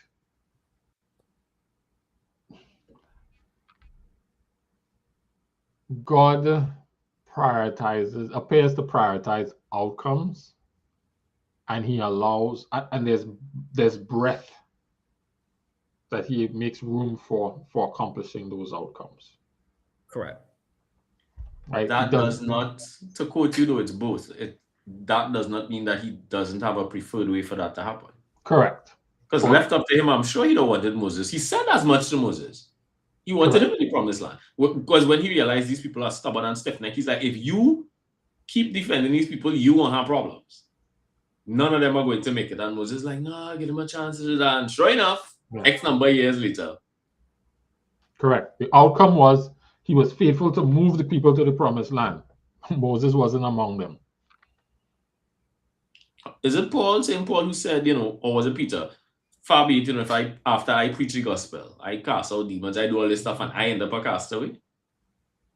So there's a mission, but there's a way you want me to execute the mission. And if I play the fool, the mission might still get completed, but it's just, will I be the kind of part of it that I want to be? I mean, as much as we, God didn't give the spirit of prophecy to just one person. There's some people who got it before, and they were like, I don't know, I don't think. Mission still get accomplished. You just want part of it the way he designed. So I definitely agree with that. I guess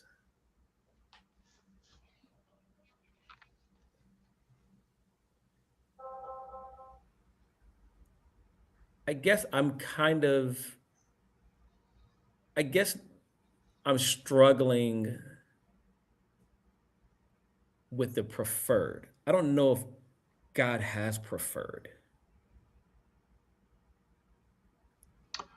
Well, Because preferred is not the because you have methodology. Preferred is the posture and the fidelity of the individual. That is where the preference is. Mhm. It's not correct. in the modality of the achievement. It's in the Correct. fidelity to the relationship. That is preference. Which is Correct. why he could say David, who was a man, was a man perfect and upright after his heart. Because when he got confronted with his nonsense, he's like, you know what, I'm gonna address this. Unlike Saul, who got caught in nonsense, and I don't think the nonsense Saul got caught in was at the scale complexity grander of what David got caught in, right? But Saul's first response was, just don't make me look bad. I'm not really interested in the relationship, I just don't want to look bad. David's first response was, I don't care if I look bad. Get me back to the relationship with you. Don't take your spirit from me. And because of that difference in posture and, how do you put it, Jared? The posture and the fidelity, God is like, I can work with you. As long as you're willing to maintain posture and fidelity, we could figure it out. But if you're not, And that's why Saul got rejected, right? Because Saul wasn't, he wasn't faithful to the relationship. good thing. I like how you raised that, Kenrick. It's to Jared's point, is not necessarily the modality. Is posture, right? Yeah. Correct. Yeah, that's what canceled Jeroboam and Saul, but what made David successful. Mm-hmm. You know, it's another example of that. We touched on it sometime. There was one of these kings, don't remember, maintained a particular posture with God, just had led the nation in prayer and fast, had a high day in Zion, whole 9 yards. I think it's a king of Egypt or somewhere went and attacks another king. Because that king, he says, hey, God instructed me to do this. And the Jewish king of Israel, whatever, he's like, no, you can't be doing this. I will come at you. And I think a prophet told him, nah, stay out of that. No, the same king told him, stay out of this. But your posture changed now, and you think, it's me, surely I can do this, right? And you get killed in battle. And that's why my favorite Bible characters are Jephthah, David, and Nebuchadnezzar. Who? Because who? Sorry, David, Jephthah, and Nebuchadnezzar. Like, those are my favorite characters, simply because it reflects God's breath, and he only was worried about posture. Mm-hmm. He was only worried about. I wouldn't say only, primarily. My opinion. Just my opinion. I think he was primarily concerned about posture, but not only. Well, yeah, okay. In those stories and with those characters, you could tell that. I'll go primary. I don't know what the secondaries are, but I'll go primary because that's room. I will go with only, because as long as it doesn't really matter what your context is, as long as you have the right posture, I am considering you faithful in the context of your situation. Correct. Because I could give you more information and you'll stay faithful with the more information. So I don't pay as much attention to the things that you are doing that people might consider right or wrong, because I understand where your posture is, and your posture is in the space where I could course correct that, fix it, or whatever. It's not as important. Those things aren't as important to me. Right, but then I hear what you're saying. It's just, remember, this is the same God who talks about if you cause your brother to stumble and all these other things, right? All of that, even all of those statements are posture statements. If you go and you start to dig into what those statements are, they're about the regard for me by caring for other people. Correct. That's a posture thing. Right, but then if there's things... So let's look at David. His posture allows God to turn around and say, you know what, you're perfect and upright after my own heart. You're complete because of your posture. But you've made decisions, and here's going to be the outcome of those decisions. So it's not just posture. Otherwise, I'd have just negated outcomes. I could have just had grace to cover all the outcomes, but some serious dysfunction, you let dysfunction in, I will, in mercy, temper the dysfunction, but the dysfunction is there as a result of Right, but you not just being But focused on the thing, but what happened? It was what happened with David was actually not much different than what happened with Moses. What happened with David was that there was what he did. He made a decision that, to a certain extent, was in public, right? That violated the requirement that he had with God. So he broke his covenant with God in public. Because everybody knew. I wouldn't just say sin. I say it was public. That's what I'm saying. I'm saying he broke it. He broke it in public, kind of the same way. In the way he did it was that he couldn't allow David to go through that certain situation as the leader of his people. Right. correct. Same thing with Moses. And so he couldn't. And so because he couldn't do that, he had to I got to get you on this one. I cannot allow this to fly. And it was just so heinous. It was the two times. It was when he did the census and when the census, correct. And Bathsheba. Correct. That we know of, right? Because that's a whole other conversation. That is recorded. That's recorded for us. Yes. Yeah. But correct. I feel like what so in reaping natural law just like gravity. So I feel like you do things, there's a natural outcome to it. What God may do, and is entirely up to his discretion, is decide, I will temper the results of what you've done, but I don't know that he ever removes it entirely. So even when he says, but David's actions that you're talking about, David understood, and that's the thing, David understood that what he was doing was problematic when he was doing it, and was unfaithful to what God wanted of him when he was doing it. Right. He understood it, and so that makes a difference. I'm talking about the other stuff where, so for example, when Nabal was acting foolish, and David say, "Hey man, all the girls swords, we going and ride for this man," and Abigail come and hold strain. He was like, "Thank you for being faithful, because we was about to do this thing." Right. and go hard. Yeah. When the man was throwing stones at him and he didn't say anything, when his son come to ride for him and he ran away instead, he is a mercenary fighter with the band of 30. His son ain't want nothing with them, man. Yeah. If he wanted to deal with that, he could have dealt with that. Right? Right. Even when he was on his deathbed, he tell his son, "I didn't deal with this, but you could deal with that, because it's not my responsibility to fight for myself. God will fight for me." Right? And so you see with David this decision making being informed by relationship, where there are instances where he dropped the ball, and of course when he dropped the ball he had to deal with the consequences. But let's go to Kenrick's other favorite character, Nebuchadnezzar. Nebuchadnezzar was a vicious man. And God said, this is where we get Christmas trees from, right? He used to behead his enemies and put them on the leaves of the city tree and just walk them through the city. And right. Different. God never took him to task for that. God called him his servant. More than that. God said, "That is your domain as king. Long as you subject to me, whatever you do in your space is your business."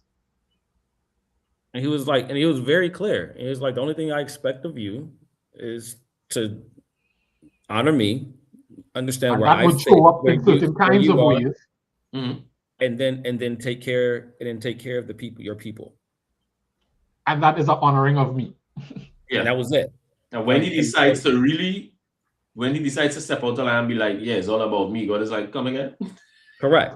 The violation of what we had the conversation about. Very, very, very simple. We had this conversation. You violated it. The violation about what we had a conversation about. We already had the conversation. You violated out? Okay. Yeah. And it was 7 years later? It was some time later. I don't know if it was time. It was some time later. It wasn't even yeah. Who was Esther's husband? Xerxes. Right. But He was certified. He was another one that was a certified madman, right? A vicious, had men with cat o' nine tails beating the river because a bridge they were on fell into the river, and he's like, "I'll take it out of you." Yeah, I'm just saying these dudes. But to your point, deference to God and taking care of the people, right? Honoring God and taking care of the people. Yeah. That's the breath that, you know, as Jared said, I like that word. I mean, because like, I guess that's why I struggle sometimes with certain things. I'm just like, God is so, like, he's so much bigger than kind of how we've created him to be. Like we create lanes where this is what God is, and I'm just like, that's why those are my three favorite, because the lanes were so big. Well, demonstrated he doesn't fit in any of those lanes at all. He doesn't. Maybe he has entirely different lanes. He might have lanes, but it's just not what you think it is. Yeah, but his lane, and then his there's some lane lanes, is fidelity to him. That's the lane. that's it. And so it may look like, so a lane for somebody else that requires fidelity may be like this, because that's the lane God needs them to run down. That's their lane for him. It's like there are people who, let's say, if we say computer gaming isn't in and of itself bad, or console gaming, right? PS5, whatever. If based on your history and whatnot, you know, maybe God says, Jared, you need to go do your DBA, but you spending so much time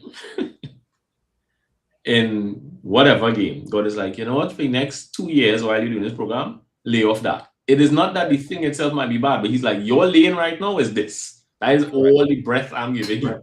Correct. That doesn't mean you have to come and preach to Kendrick and I, hey guys, you know, yeah, the word has said. God don't want us to play game. No, God don't want you to play game. You to play game. Because he knows what that will do. Because he's very clear. It's like, you know, circling back to Samson, that is sin. It's not that the whole nation of Israel needed to grow their hair or not cut their hair. You don't cut your hair. You don't cut your hair. Please, cut your hair. I mean, the same thing with, you know, and you can go through the whole thing. I mean, it's just all these different people. John the Baptist, like, you aren't supposed to do this. Doesn't mean we all need to go around eating locusts and honey. That was his thing.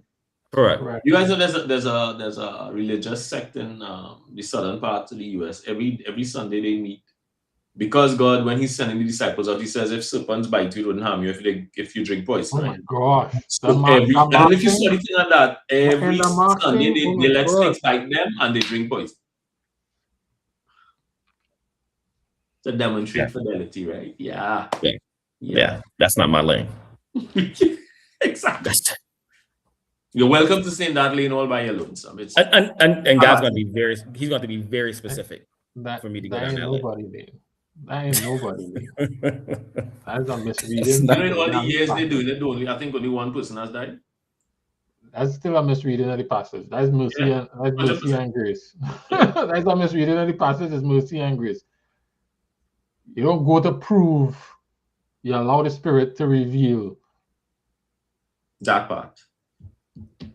And then you got Jephthah, which we read about, and this Bama, whose ruggish. Faithfulness to God was child sacrifice. Correct. Which is similar to Abraham, except Abraham didn't have to go through it. Like this dude, he was so committed to keeping his word to God that he did the abominable. Did he actually go through with it? Yes. He said what? Okay. He said what again? No, I was just asking if he actually went through it. I couldn't remember. Yeah. I remember all of that, but I couldn't remember if he actually went through with it. Yeah. I remember where he was like basically mad at himself that he made the. But yeah, he understood that. And as crazy as he is, a promise to God, whoever the promise is, he had to do it. You realize, right? As he is, like the above and beyond is the daughter. Wait, you realize? Because a couple weekends ago in Hebrew class, we dug into that thing. After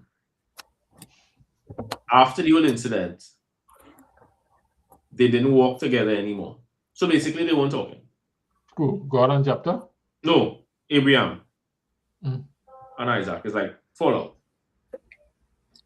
Really? Yeah. You said what again?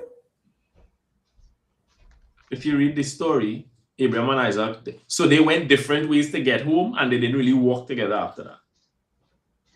Oh, I didn't know that. That's So in the story? We started, yeah. So we started to unpack. I'll probably finish it this Sunday. Started to unpack because what God was trying to demonstrate is that He doesn't want child sacrifice. Even if you feel that, even if you think that, even if you prepare for that, I don't want it. I will provide a lamb. I want this my way, not your way, right? Again.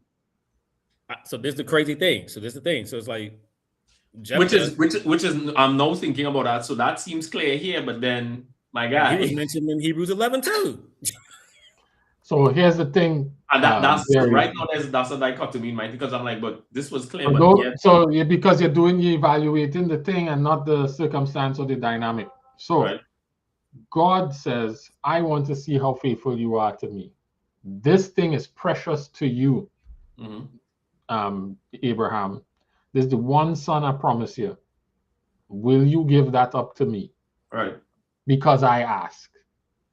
And God wanted to see if he would be willing to give up this thing that's important.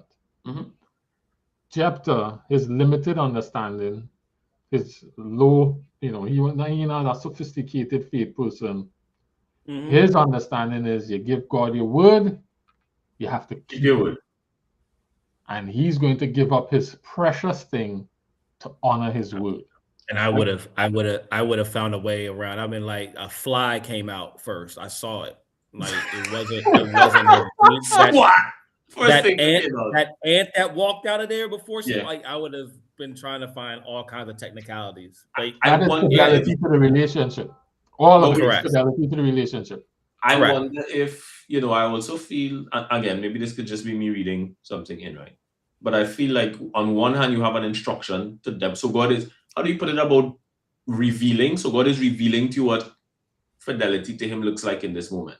Proving. I feel like, right, with Abraham and Isaac, I feel like with Jephthah, it's almost like, and again, I saw myself in the text where, I tell God, I promise, if you get me out of this, X, Y, and Z. And then God is like, because when I flipped my car and drag racing like a fool and thought I was going to die, I said, God, I promise if you get me out of this, I'll never do it again. 6 months later, guess what I'm doing again?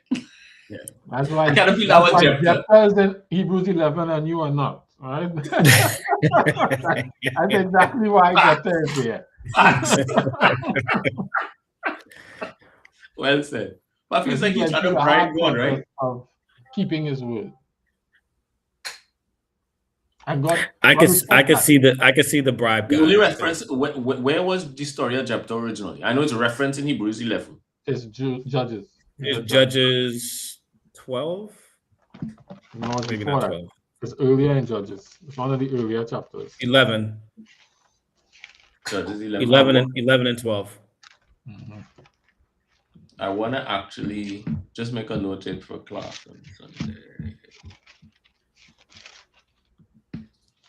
Yeah.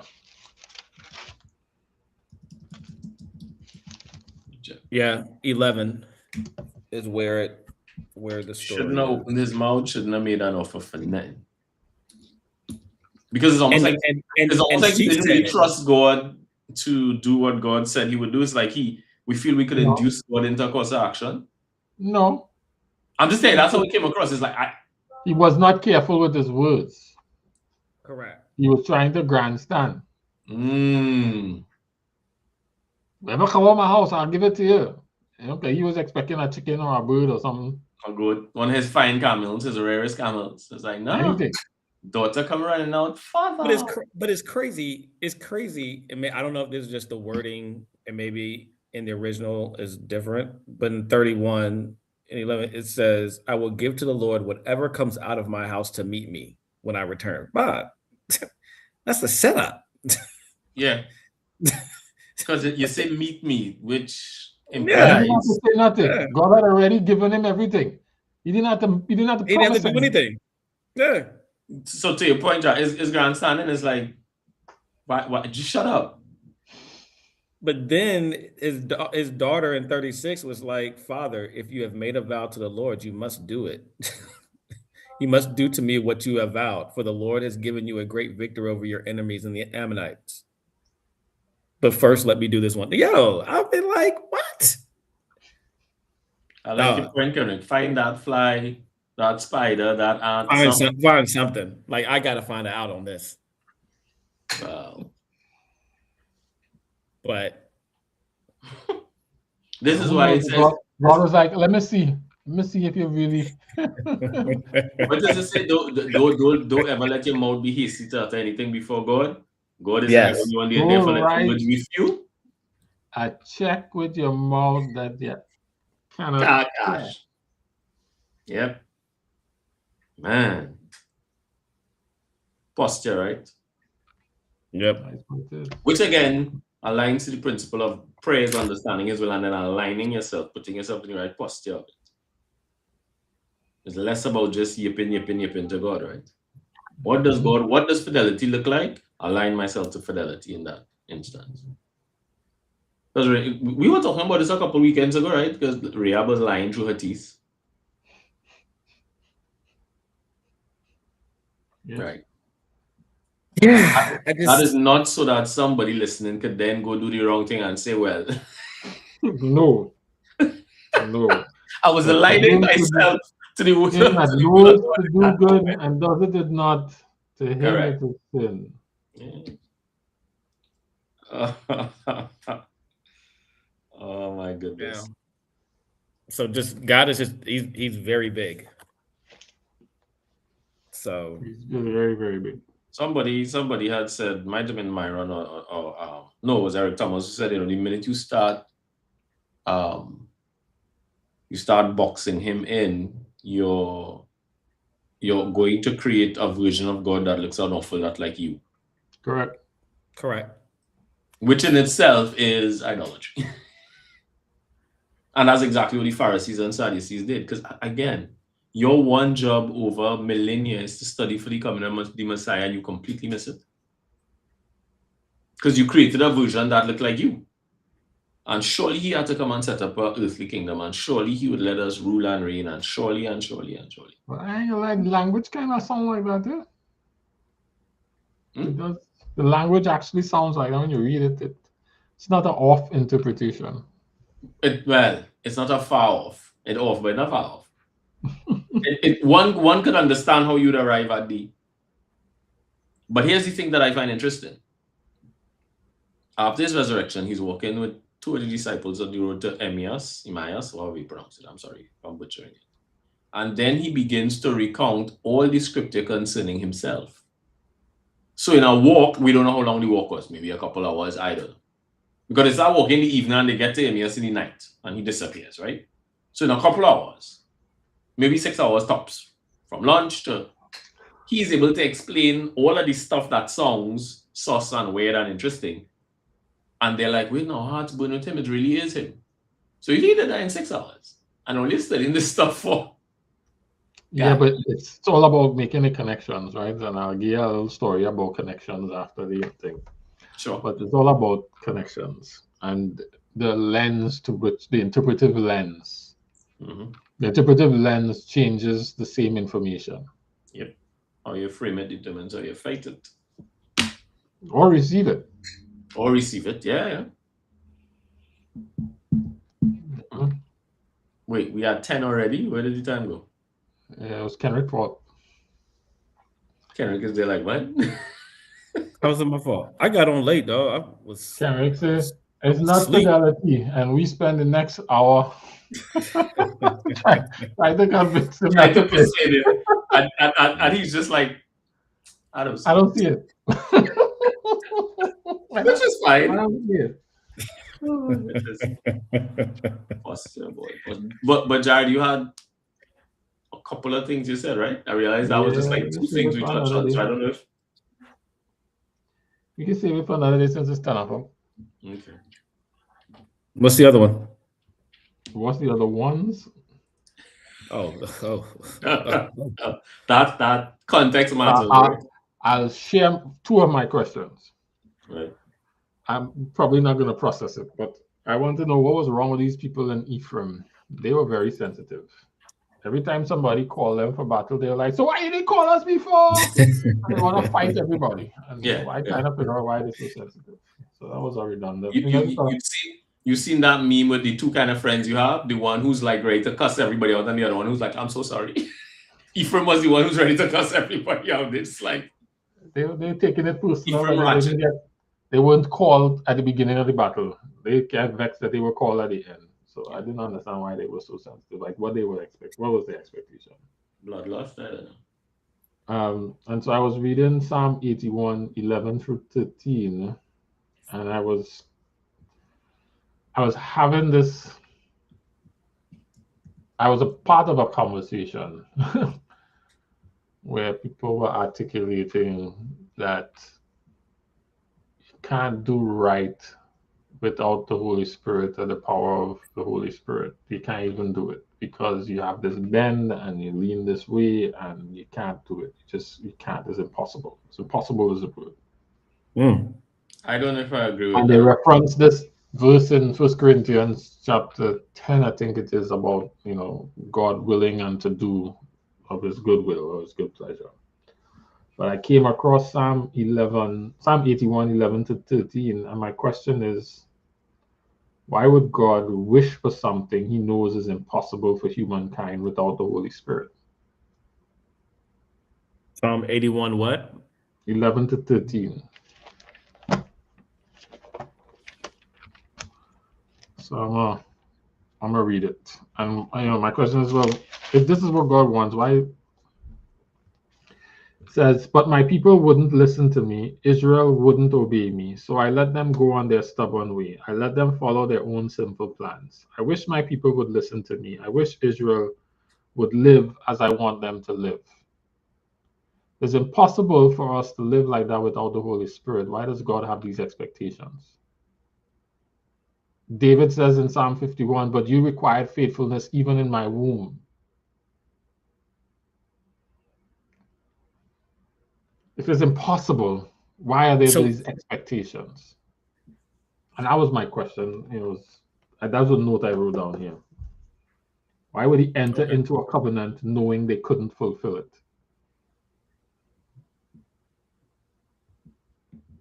Not that they wouldn't fulfill it, but that they couldn't fulfill it. It's one thing to know that they wouldn't, right? So and still go into covenant. Dependence on him, I don't know. I mean, there are things, I'll just use myself as a reference. There are things he's asked me to do that I could not. I had to become a different person through the Holy Spirit to do it. I couldn't do it based on the person I was at the time. And becoming that person required the work of the Holy Spirit for in and through me, otherwise not. But he knew you could. Mm-hmm. You didn't know that you could at the time, and you didn't believe you could in the way that you were, but he knew that you could. All right? So he'd be willing to enter in that covenant because he understands your capacity and capability. And so he can hold you to that expectation because he understands that you can do this. Now, whether you will do it or not is a whole different matter. That's up to me, yeah. So what's I'm talking about capacity. Yeah, I'm saying what's the difference? Yeah, but even if you don't have the capacity, he could still do it in and through you. Yeah, I'm trying to figure out to understand, are you basing capacity off of your understanding of it at the time, which I think is to Jerry's point, or no, I am trying to understand.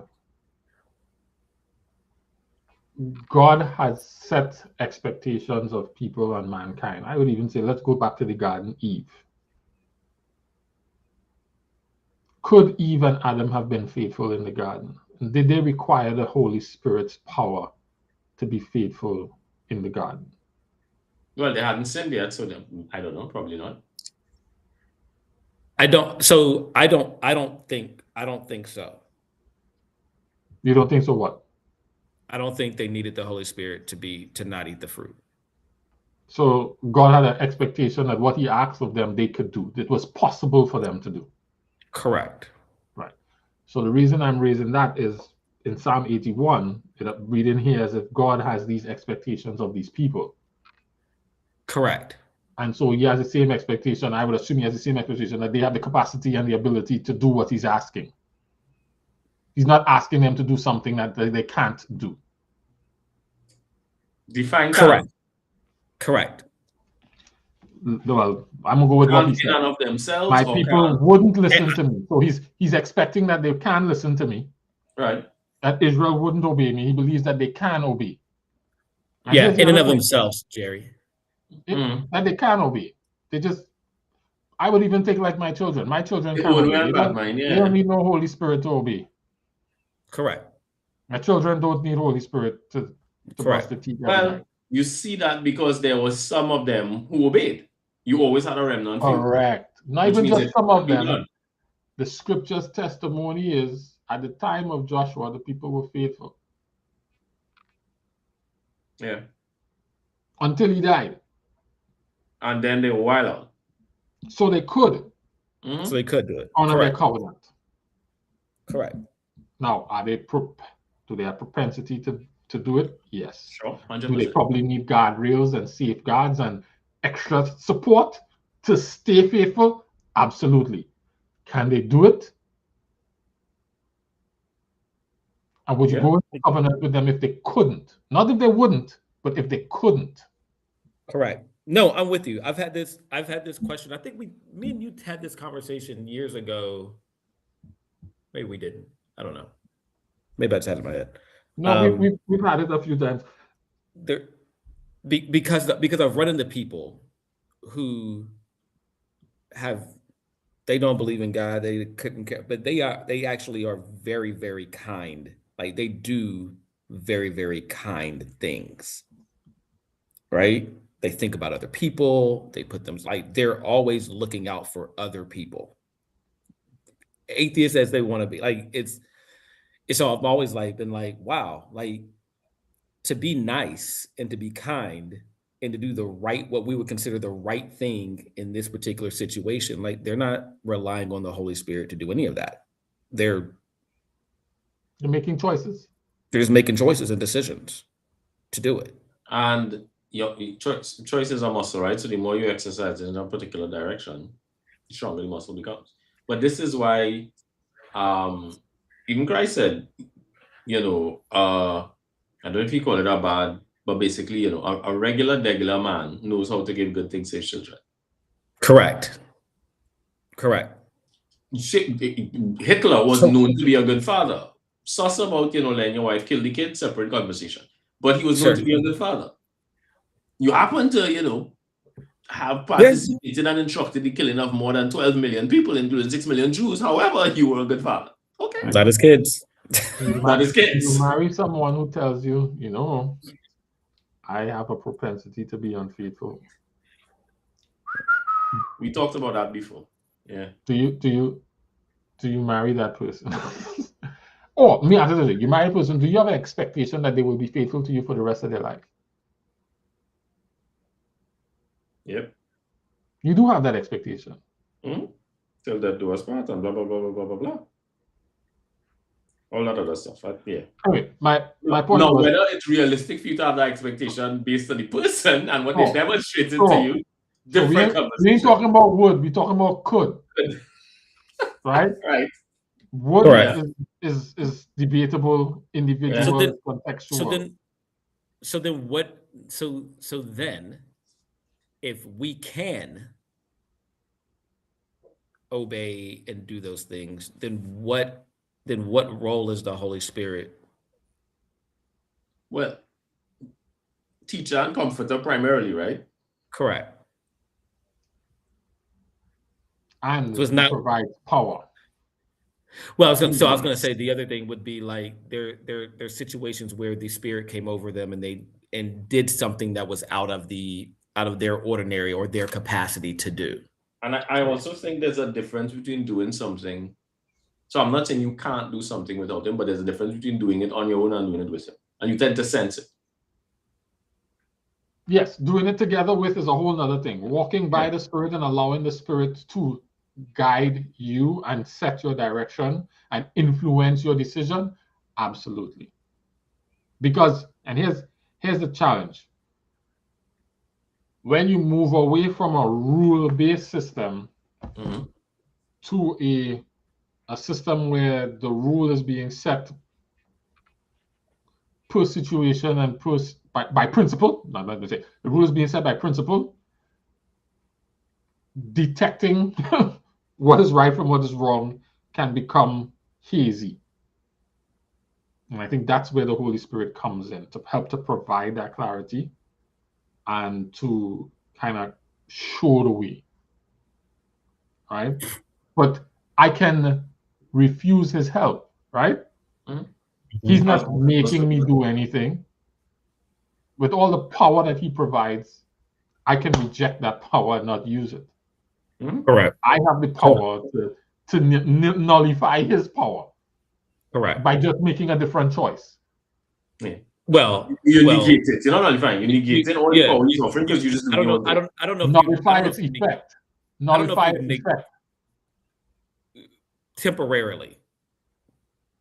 In the moment, whatever we're working on, like it's Yeah, of no yeah. effect because I chose this. So it's sitting Correct. there and it doesn't do anything for me. It's there. Right. Because the power of choice is there.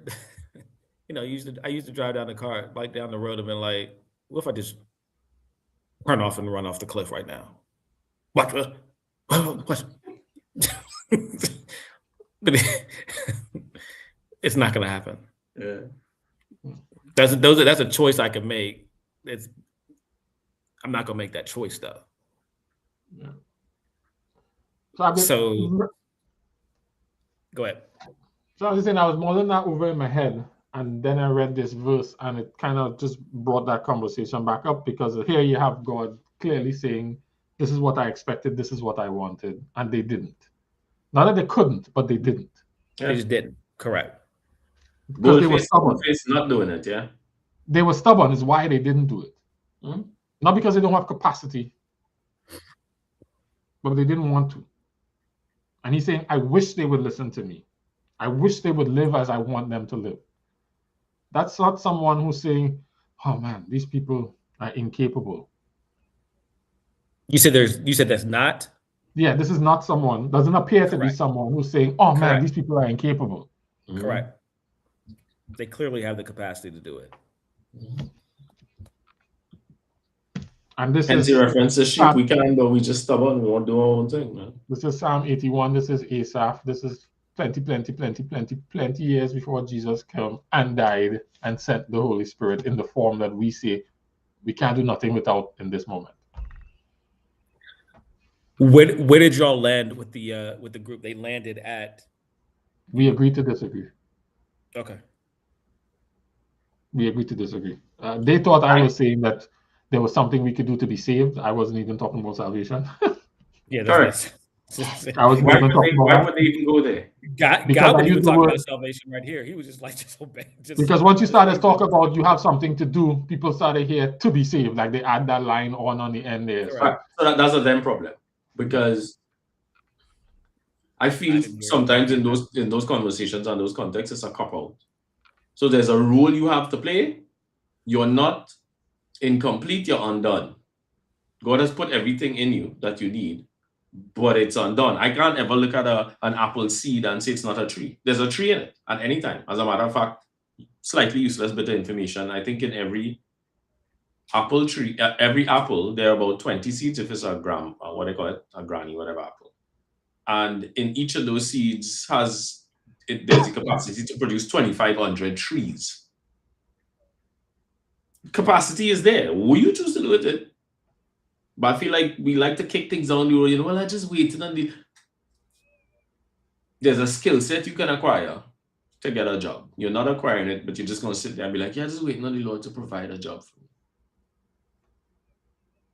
it's that. It's that. Yeah. You know, No. And I will qualify because there are instances where I don't have to send a resume. I could be just trusting and he will show up. Yeah. That's 100%. Not every instance though. That's not and every that's what to your point, it might be hazy and the Spirit will guide you as but if he guides you to do something, don't just sit there and be like, well, you don't believe it, I'm waiting on the Lord. Unless you are. Unless you are. Somebody said just this week, in order to obey, you have to be first, right? Obedience is about you being first, and then you can do the actual thing, right? I disagree. My You children don't want to disagree? be anything but obedient. My children don't want to be anything but obedient. Just hear me out. They don't When I want say to understand. They don't want to. They just have to follow instructions. that's my point. You had to be the person who will just follow the instruction. And the people who, regardless of what power they have from the Holy Spirit or whatever, they don't want to follow the instruction. They're just like, nah, I bad man. How God put it, stubborn, stiff-necked, hard-headed. I don't want to do it. I can, but I don't want to. That's the Literally. point that we miss, I feel. What? That I can, but I don't want to. That I don't want to. Which just goes back to where we started, right? This still comes all the way back. It's what I want. Yeah. Lordship.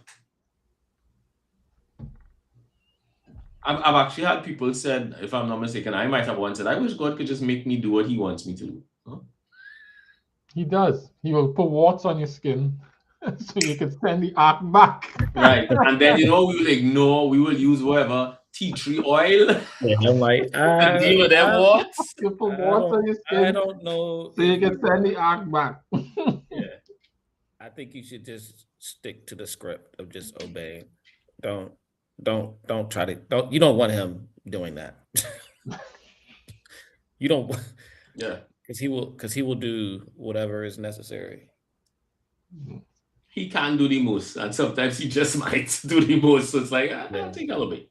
That's how my mom. I told y'all before. Like my mom used to play, Lord, if you have to maim him, I'm like, yo, chill. Why is that? Like, what is it? Like, is your mom from the Caribbean? Because what is it with that and these prayers about do whatever it takes? Only save him. I'm good. Cue me in so you don't have to do whatever. Yeah, there's a lot of people that got on the right script without having to go through that. We can let's look for another path here. I've actually let's let me walk down another path here. No, Kevin, you were saying it is God's desire that you lose your eyes and go on the mill and destroy all these people. So there's no other path.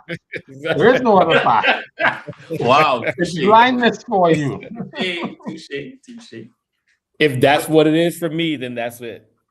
There are people who, that thing that Jared reminded me of it from, where he says, better to enter heaven blindly man halt than with all of your members intact into the fires of hell, right? And there are people who pray that, Lord, if they need to lose a limb, No.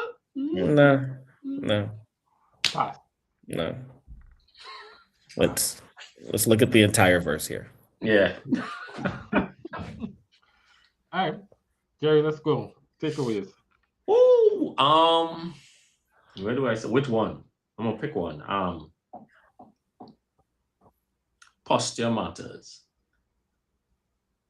Primarily, possibly only. Primarily, possibly only. I like that. Yeah. I like that.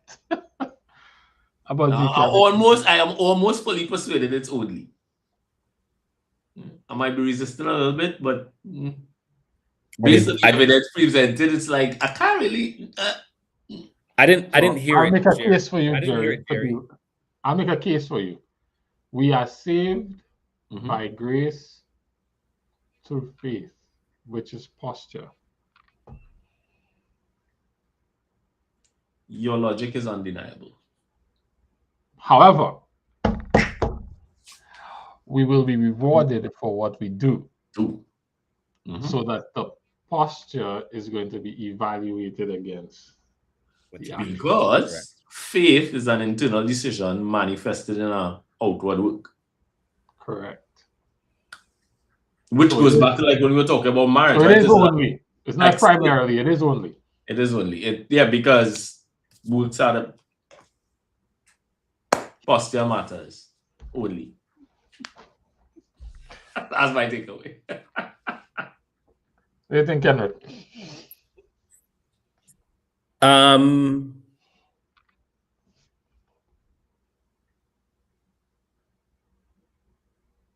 Posture matters. And I think I've said this before. I think it's the space you give the space you give people to in their walk, that breath that God allows us all to have. Not necessarily a cosign, because there might be some pitfalls on that breath but God's big enough to deal with all of that, and it's not necessary unless God is very, very, very explicit to me to then say something. That's between God and them. Word. As just one thought on that, God using you is not necessarily co-signing, right? So yeah, it really is you and him. Interesting. Yeah, because I don't think he was co-signing him going in the house, Samson. I don't think that was a co-sign. That the Holy Spirit came down on I don't him. know. Oh, you point In out that that you moment, get I don't know what a co-sign. I don't know if I can co-sign on that. I think that's all part of the plan. He was definitely using him. I just don't know if it was a co-sign. Yeah, I'm just saying it's part of the plan. Part of the plan? It's part of his plan. It's not part of Kendrick's plan. Because the Lord wants to keep you alive. Right. Correct.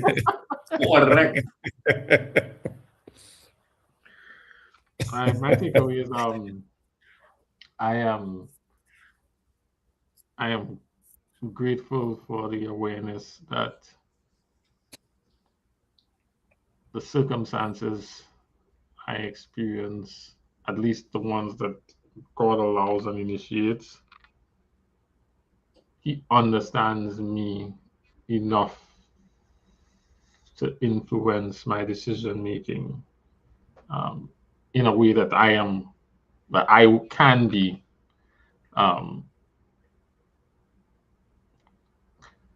if I posture myself to what do you need from me, I can be sensitive to his leading. And so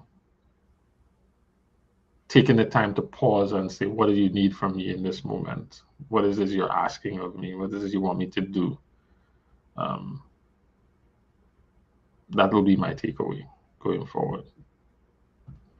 To seek that. When you wake you up at 4 o'clock in the morning, you're like, all right, what do you need from me right now? Oh, you need to get up and start my day early because I don't know what's coming and you need me to free up some hours. Okay, I'll do that. You don't say it all the time. You just say, get up. Get up. Yeah. No, that's facts. What do you want? Trying to be aware of that. That's my takeaway. Try to be more aware. All right. Takeaways in the chat. Real quick, back to just not to prolong this, but the like the spies were very comfortable with a prostitute at our house. They went to spy at her house. I'm just saying. Kenrick. They went to spy at her house. I'm just saying. Like I'm just saying. Of all the places they could have spied at. Very comfortable. She did live on the top of the wall, right? Which is perfect vantage point. Why am I even having this conversation? Okay, Ken. Noted. I'm just saying. They're really comfortable.